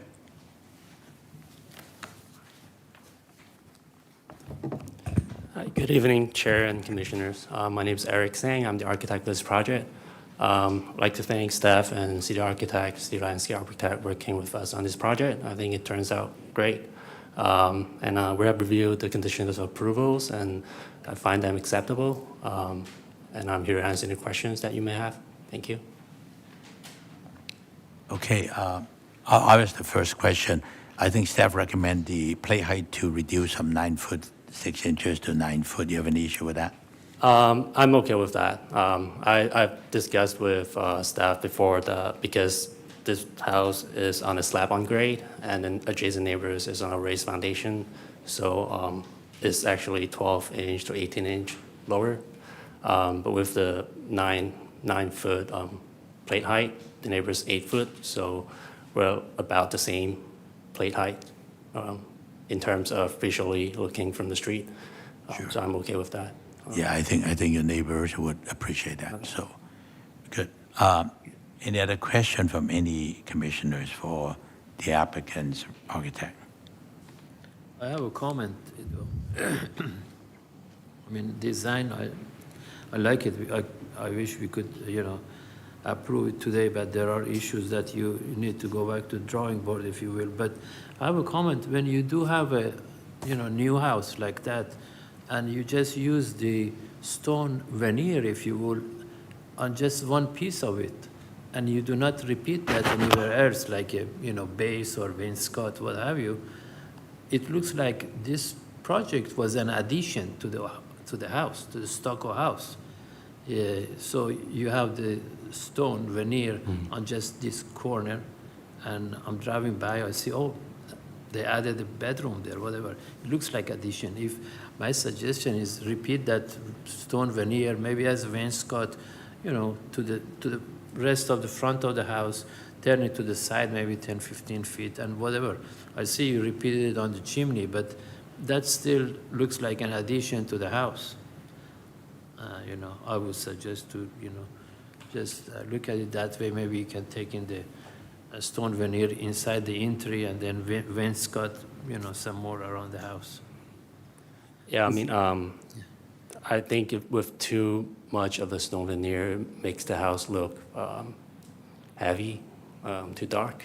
So that's why we have the combination of stucco and stone veneer. We did wrap around the stone veneer at the corner of the walls, so it can stop appropriately against the wall. If you look on the the north elevation of the plan, you can see that there's a little portion of the stone veneer. That's where the front stone veneer wraps around, and it stops at the wall. And also, the two sides is not going to be visible from the street. That's the reason why we did not propose stone veneer on the side and the back of the house. And you don't think, just look at the east elevation, which is the street side. You don't think having a feet just below the windows, the same stone veneer will help it tie the whole design together? It will work. I mean, it will look okay.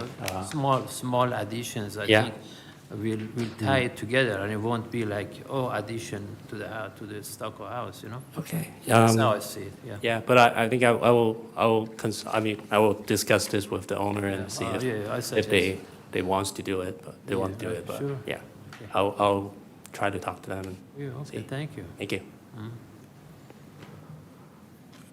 Okay, Commissioner Talent, do you have any question The for the way auditor? that you could do it is as a planter box on that side. Oh, you mean in front of the house? Yeah, in front of Okay. the house. With the stone veneer? Yeah. Okay. So, Yeah. just another way of doing it without. Yeah, it's a good suggestion. Like if you have plants growing over it, it then softens that, so you kind of get a mix of both. Okay, Just a thought. thank you. Commissioner Chu? Yes, I do have a question about the roof design. There was a portion of roof that you changed the slope. What was the purpose of it? Like to 12? Well, Was it First of for all- the solar panel? it is facing the south side, so it is a good location for solar panel. But also, I don't want the roof, the ridge line behind the front facade to be higher than the house, and that's one of the design change that I have on the roof, so that we can have the ridge line hidden from the front of the house. I'm sorry, I didn't get that. So you said that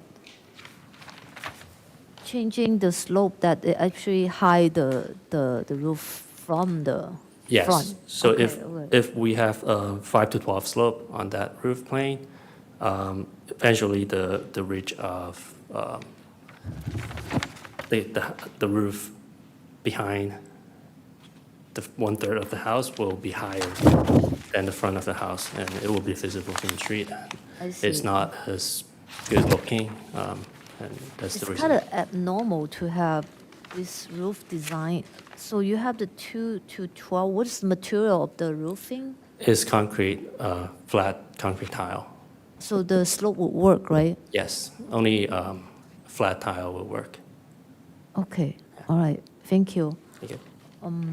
I do think the design is well put together, pretty clean, and it has some modern touch to a traditional house. So, yeah, I like the design. Thank you. Thank you. I want to have just one quick question. The rendering drawing doesn't quite match your elevation drawing on 303.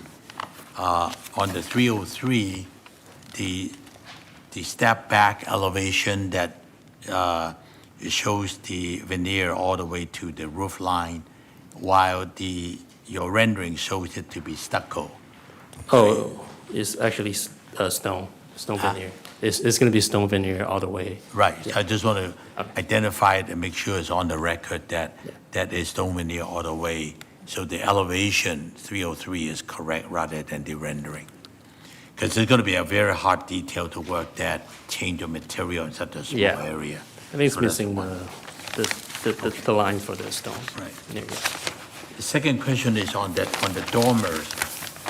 You have two dormers, right? Yes. Those are just basically for decoration purpose, right? No, it's actually brings It in actually light. works? Yeah. So the light actually comes through the dormer window? Yes. Pane and go down to the room down below? Yes. So if you look at the section on A 4.0, I have a section cut through one of the dormer above the entry door. So that portion of the roof, that portion of the ceiling is actually higher. It brings in natural light from the dormer. So how do you operate that dormer? Oh, it's Is a it fixed. operable or not? No, it's fixed window. It's a fixed Yeah. window? Yes. You just want it for the light? Yes. So it's not operating? It's not operating. All right, okay. So, okay, thank you very much. No, any other question? I'll get that, please. Mr. Chairman, I reviewed this project 3 times. Overall, I think it's a very good project, very well conceived. There are 2 things that I had in my notes that I just wanted to point out, that when you look at the rendering, the front door looks like it's recessed 2 or 3 feet, but in reality, it's 1 foot. So I've asked to have it more reflective of the rendering, and it's still only 1 foot.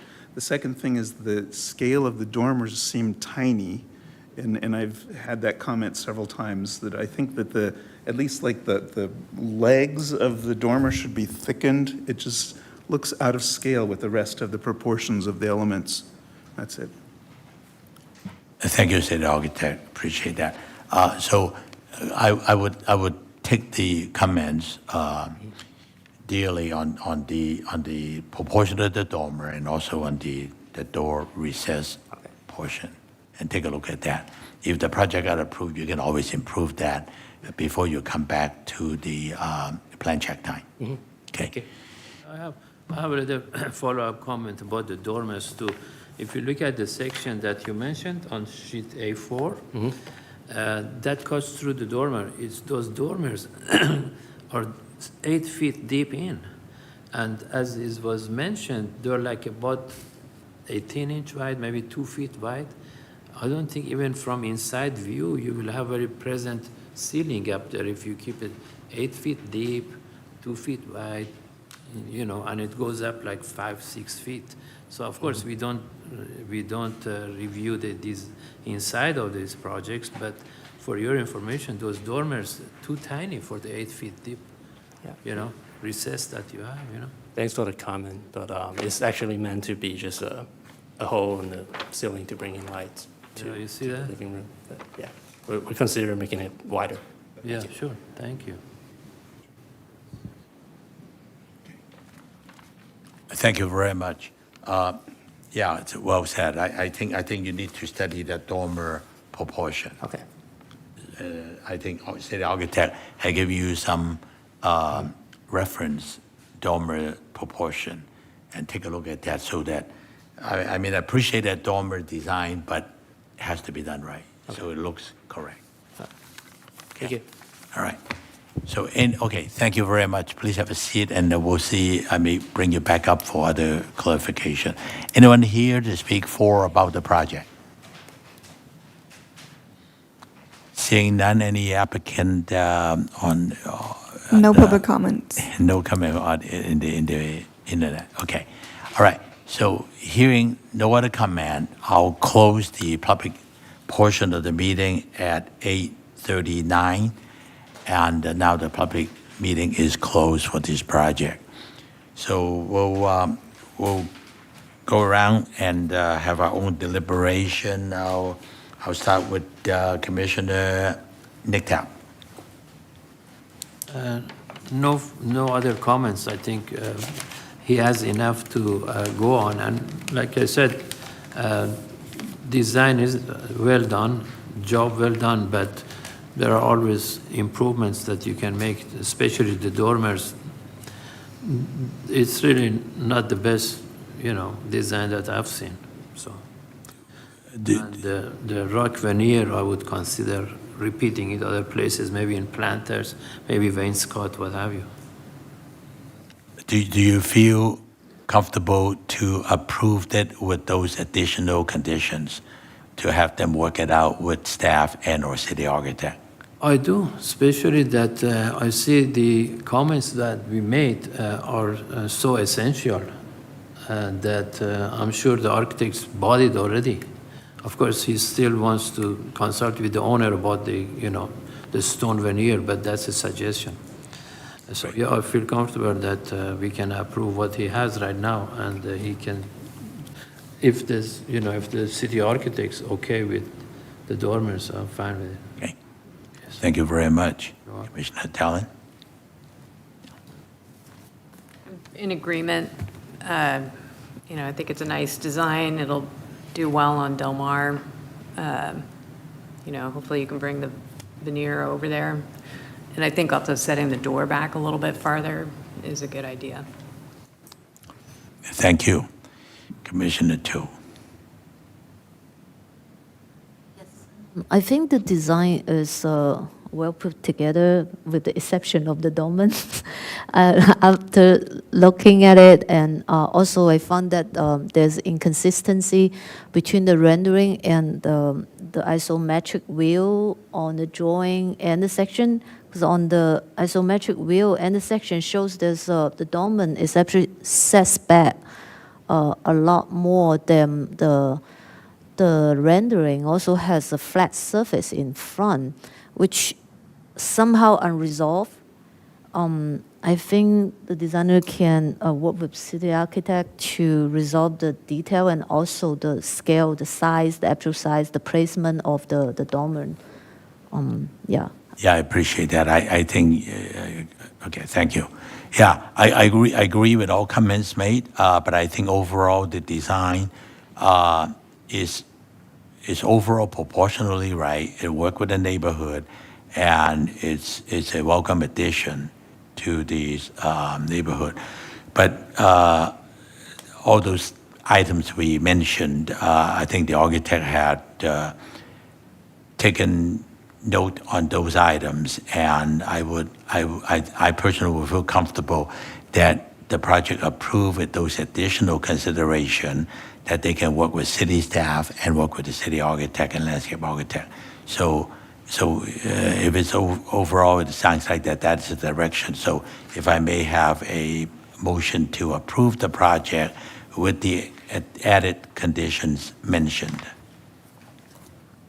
I motion to approve the project with the added mentioned conditions. Thank you. I need a second. A second? Okay, it's been moved in second. Please call for the question. Chairman Tsang? Yes. Commissioner Tu? Yes. Commissioner Talon? Yes. Commissioner Nick Tap? Yes. Thank you. Great. So motion is 4-0 approved with those added conditions that you need to work with staff and the city architect to work those out. Thank you. Good night. Thank you. All right, we'll move on to the last item, which is item number 4, or D. It will be 143 Alabama Street, planning case number SPR 26-033, site plan review. Staff report. Thank you. Good evening, members of the Design Review Commission. The public hearing item before you tonight is for a site plan review to allow for the construction of a new two-story single-family home located at 143 Alabama Street, planning case number SPR 26-033. The subject property measures 6,000 square feet and is currently developed with a 1,588 square foot single-story single-family home. The property is located on the west side of Alabama Street between East Hermosa Drive and East Las Tunas Drive. The project site is zoned R1CC, or Single Family Residence Country Club, and has single-family homes directly to the north, south, west, and east. The R1CC zone was established by ordinance number 487 in 1998 to protect large lots surrounding the San Gabriel Country Club from being subdivided into smaller parcels in order to preserve the unique character inherent in the neighborhood. Prior to the zone change, the country club and surrounding residential properties were zoned R1. The adoption of the R1CC zone established a new minimum lot width and site area of 100 feet and 14,520 square feet, respectively. The ordinance did not establish any additional development standards. For the purposes of this proposal, the project was reviewed for conformance with the development standards of the R1 zone. The project before you tonight is for a new two-story single-family home and a 481 square foot attached garage.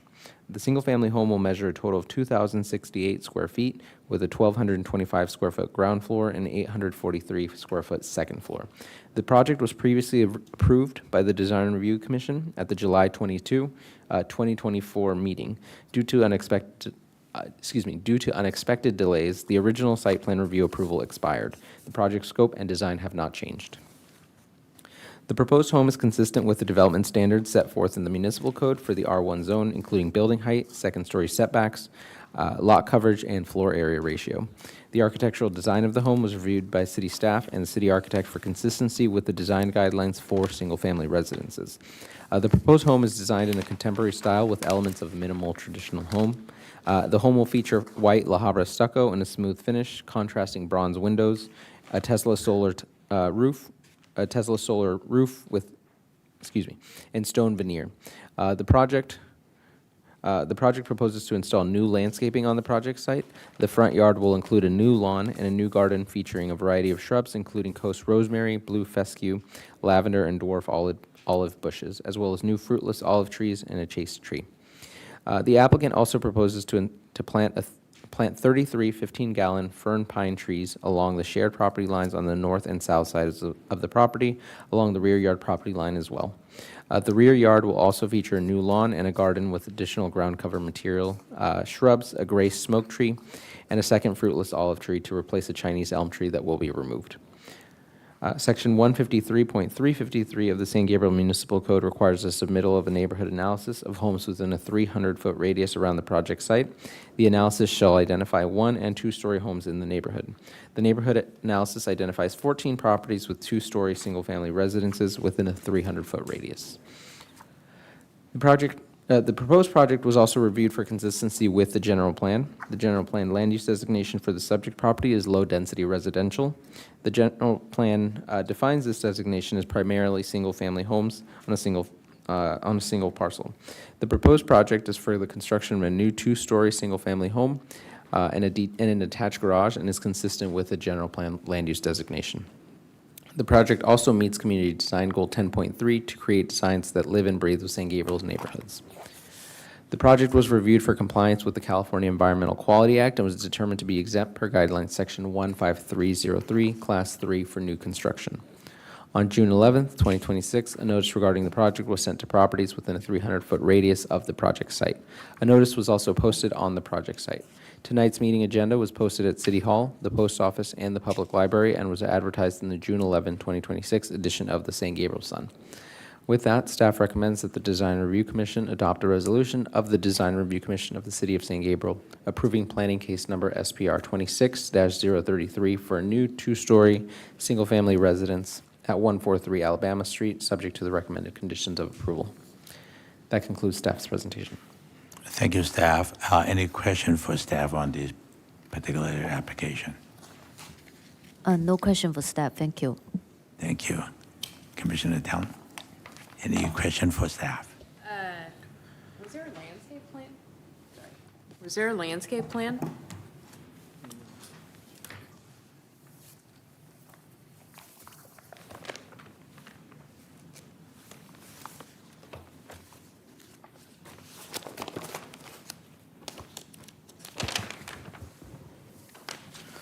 One is listed in the sheet index, but it doesn't look like it was provided with the plan set. Yeah.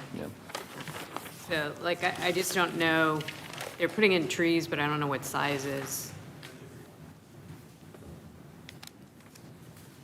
They do also have a material board and renderings that I can pass around. Okay.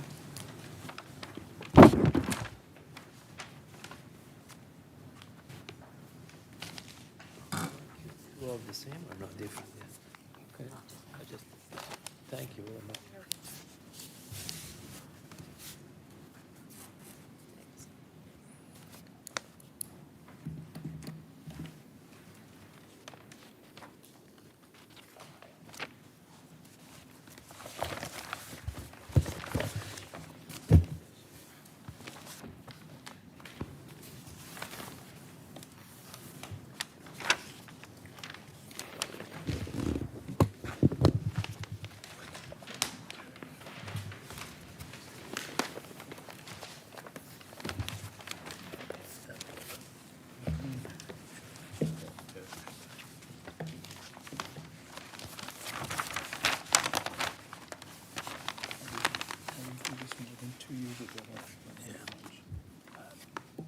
I just asked a quick question for staff to see.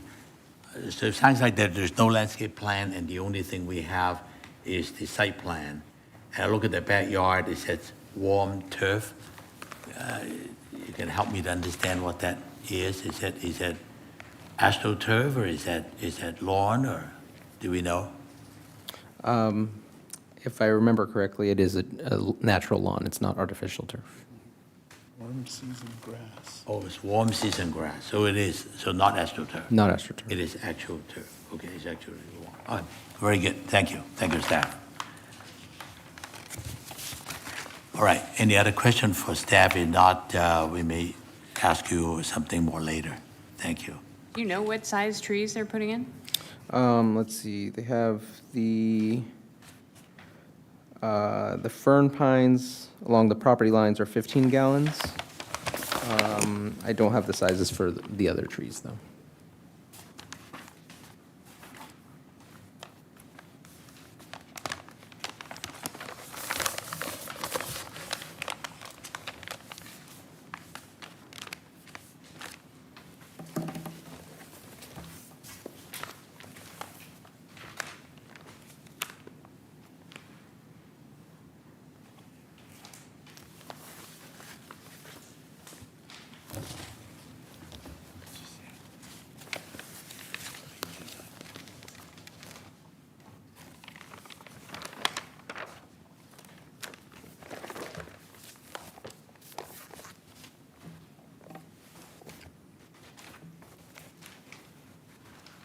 All right, no other question for staff.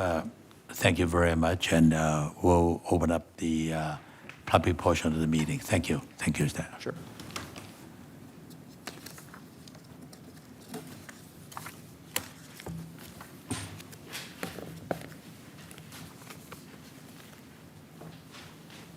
It is now 8:53. I'd like to open up the public portion of the meeting. Is the applicant or is applicant's architect here to represent the project? Please give us your name and address for the record.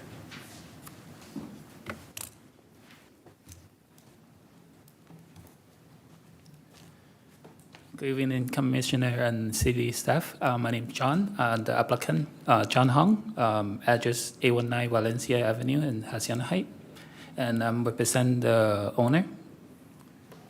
Good evening, everyone. My name is Jan Lam, and I'm the property owners of 143 Alabama Street, California, 91775.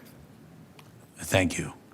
Mr. Hong, you want to give us any additional information based on what you've heard, and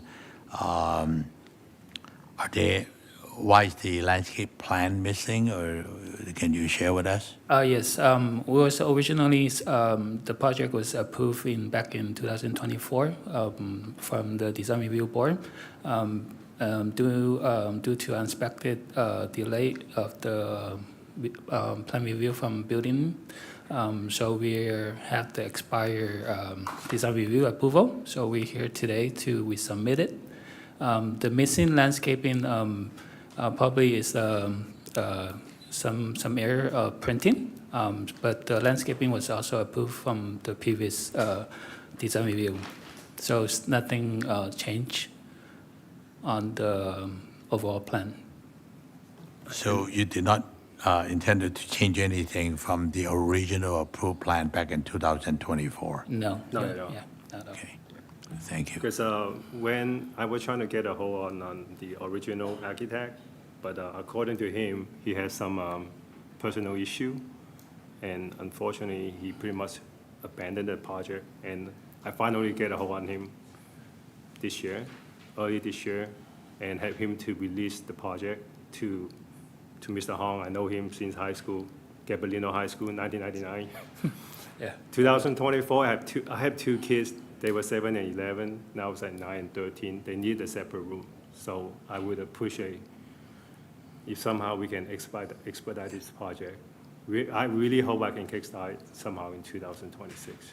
Yeah, you need to get it built before they go to college. Somehow I can pay it off before 75. Well, appreciate that, and I am sure once you get your plan completed, when you submit it for city plan check, I think the city landscape architect will have a chance to look at that plan anyway. I believe it is somewhere because I have the email chain.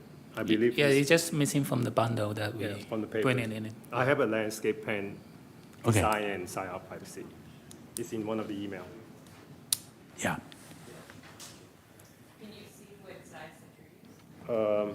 I don't know how to read the plan, but if you could help. Which tree specifically are you asking about? It's the olive, the fruitless olive. I don't know if it's a Swan Hill or in Wilsoni. 24-inch box. 24, okay. One in the front and one in the back? Correct, yeah. One on the kind of southeast face of the house and one in the southwest corner of the property.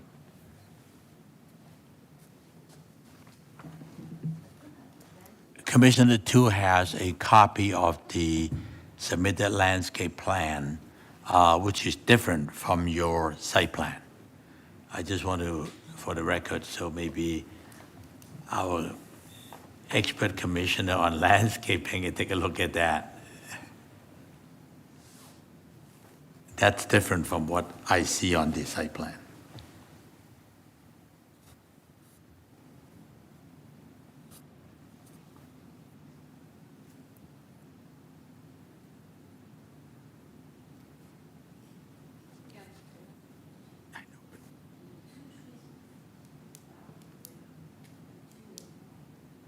That's the backyard that you're looking at, yeah.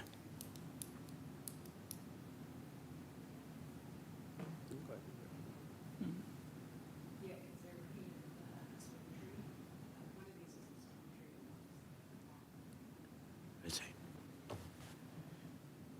So it appears that the plan that Commissioner 2 was able to get from her computer shows 2 trees added, and I think the city, if I just want to have for the record, this is the plan that you plan to submit for the development, right? Yes. Which is on the, on, July 22nd meeting, 2024. there is a date on the July 24. 22nd, yeah. July 24 meeting at 2024, right? Is it July 22nd? July 22nd? She would read that date. I just wanted July 22nd, 2022. All right. 2024, July 22nd. July 22nd, 2024. It's the date on your landscape drawing. Yes, I agree. You understand? Yes. Okay. So for the record, for staff, we are reviewing based on this particular plan that we're looking at. Okay. Are there any other question for the applicant regarding the design? I'd like to hear the city architect's comment first. Thank you, Chairman Chang. So I reviewed this more than 2 years ago last. I reviewed it 4 times. Looking at my notes, mostly, well, there was one very large thing to modify the massing of the building to set back a portion of the second floor. Can you go back to the rendering view? So they did that. So they made a major change. That's a major improvement. Yeah, that view. Originally, there was a much more flat two-story massing. So that's been done. I asked for additional details. The Tesla roof that they're proposing, I thought that they didn't have enough space to provide batteries and all the backup for the Tesla roof, so that's been adjusted. Just a side note about Tesla roof, that our office has had some experience with Tesla roofs, and they're not very responsive, and so our clients have had to cancel the Tesla roof and go with an alternative. So I would suggest just having a back pocket alternative in case the Tesla roof doesn't work out, so that's something to consider. One more thing, I just noticed that in this view, this bay window is much taller than it is on this view. So there's a discrepancy there.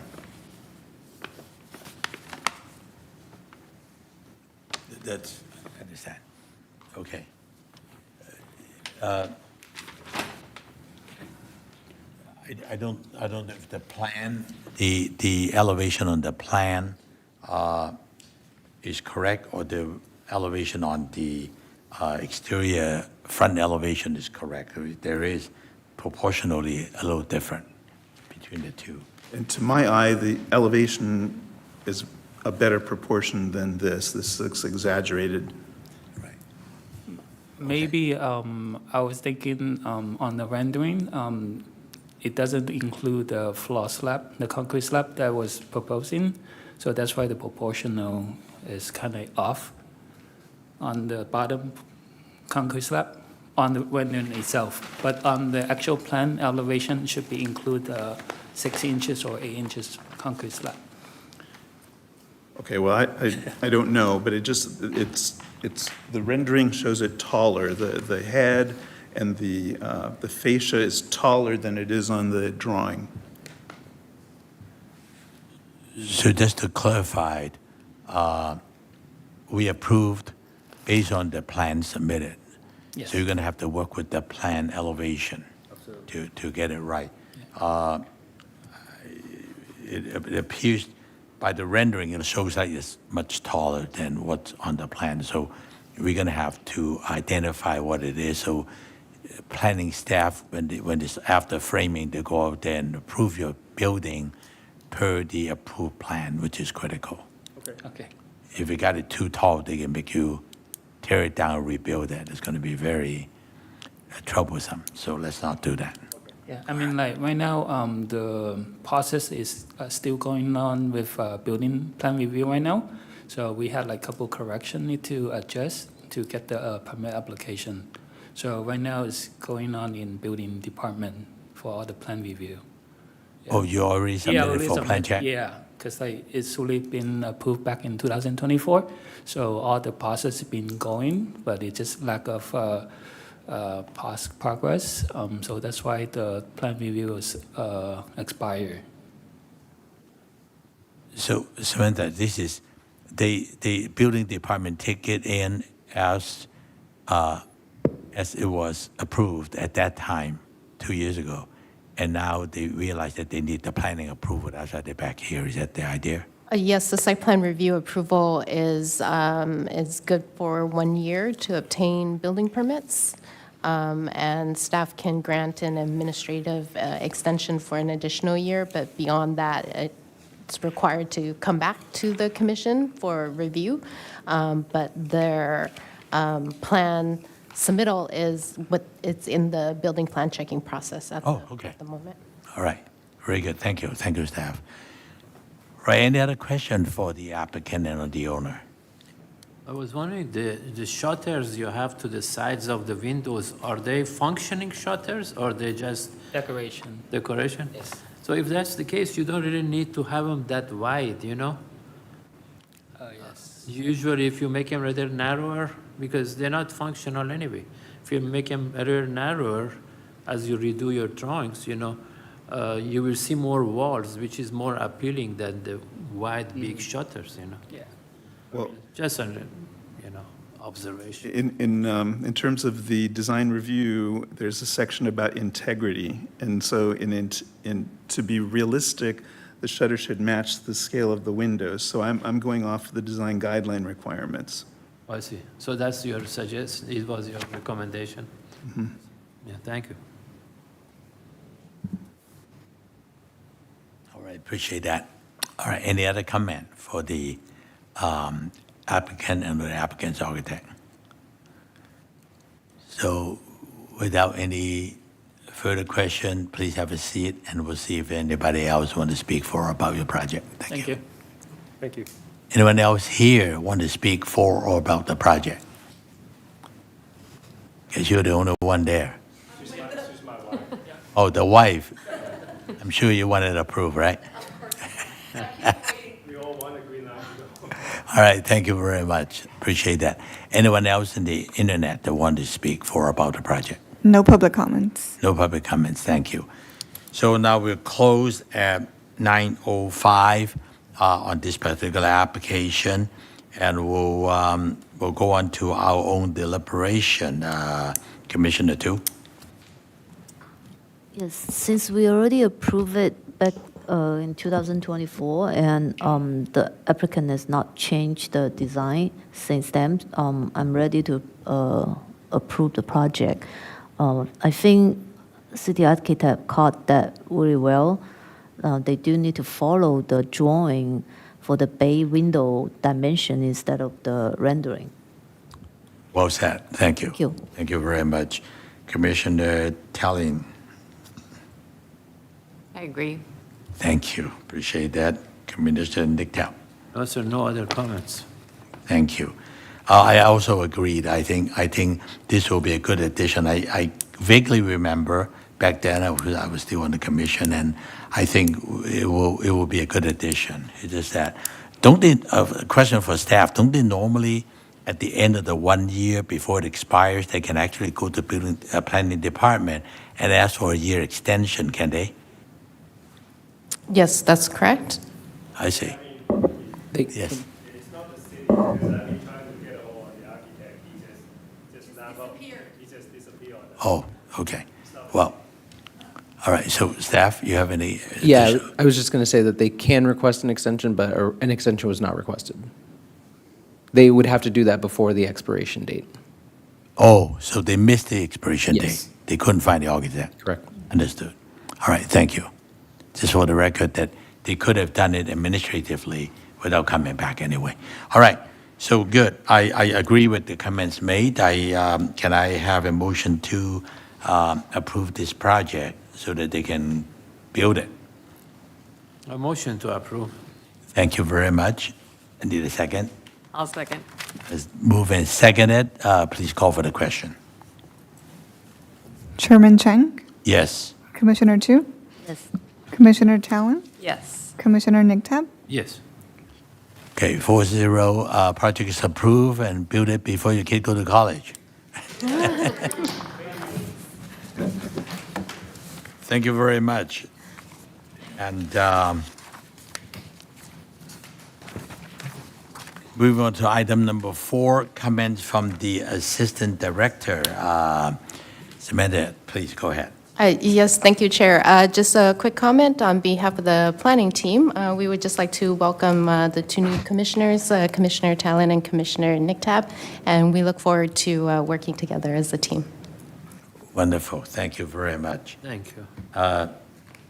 Commissioners' comment and conference meeting reports. Commissioner Tu, you have any report? No reports, thank you. Thank you. Let me say my comments. Let me welcome you to both, and particularly the comments on landscaping. Oh my God, we've been missing a landscape expert for many years, and it's quite a talent. So I welcomed you to join the commission to make us a lot more comprehensive. I appreciate that. You want to say a few words about your background?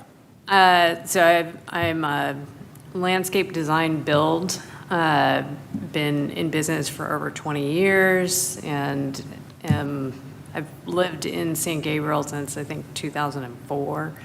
I'm very happy to be on the board here and giving you support, and I care a lot about landscape and what it does to the human psyche, so glad to be here.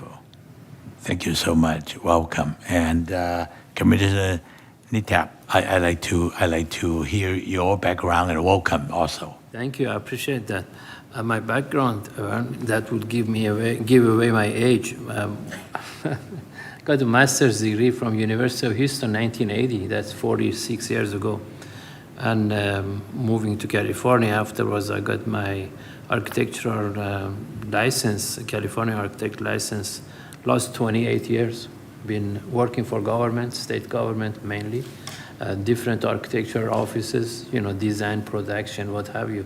46 years of, experience. I'm sure you will do all kind of stuff. So I have exposure to every type of projects that one can make a list of. So hopefully I can help put together the projects and let them build it. That's what it is. The architects out there, they try their best because they want to produce good work, But we can add to that and let them come up with what they want to do, And I appreciate everybody's welcome here. Welcome aboard. Couldn't be happier that the two of you joined us. Thank you, sir. To brief up the team. Okay, wonderful. I just want to say that how happy I am to welcome you both joining us, and we'll have some fun and do some good work for the city and help the citizens. So it's important. Appreciate that. All right, any other comments from anybody? City architect? Staff? If not, then we'll adjourn the Design Review Commission meeting to the regular meeting of the Design Review Commission on Monday, July 27 at 6:30 p.m. at City Hall, 425 South Mission Drive, second floor, Council Chamber. So meeting adjourned. Can I have a second on that? I second that. Thank you. So meeting adjourned. Thank you very much.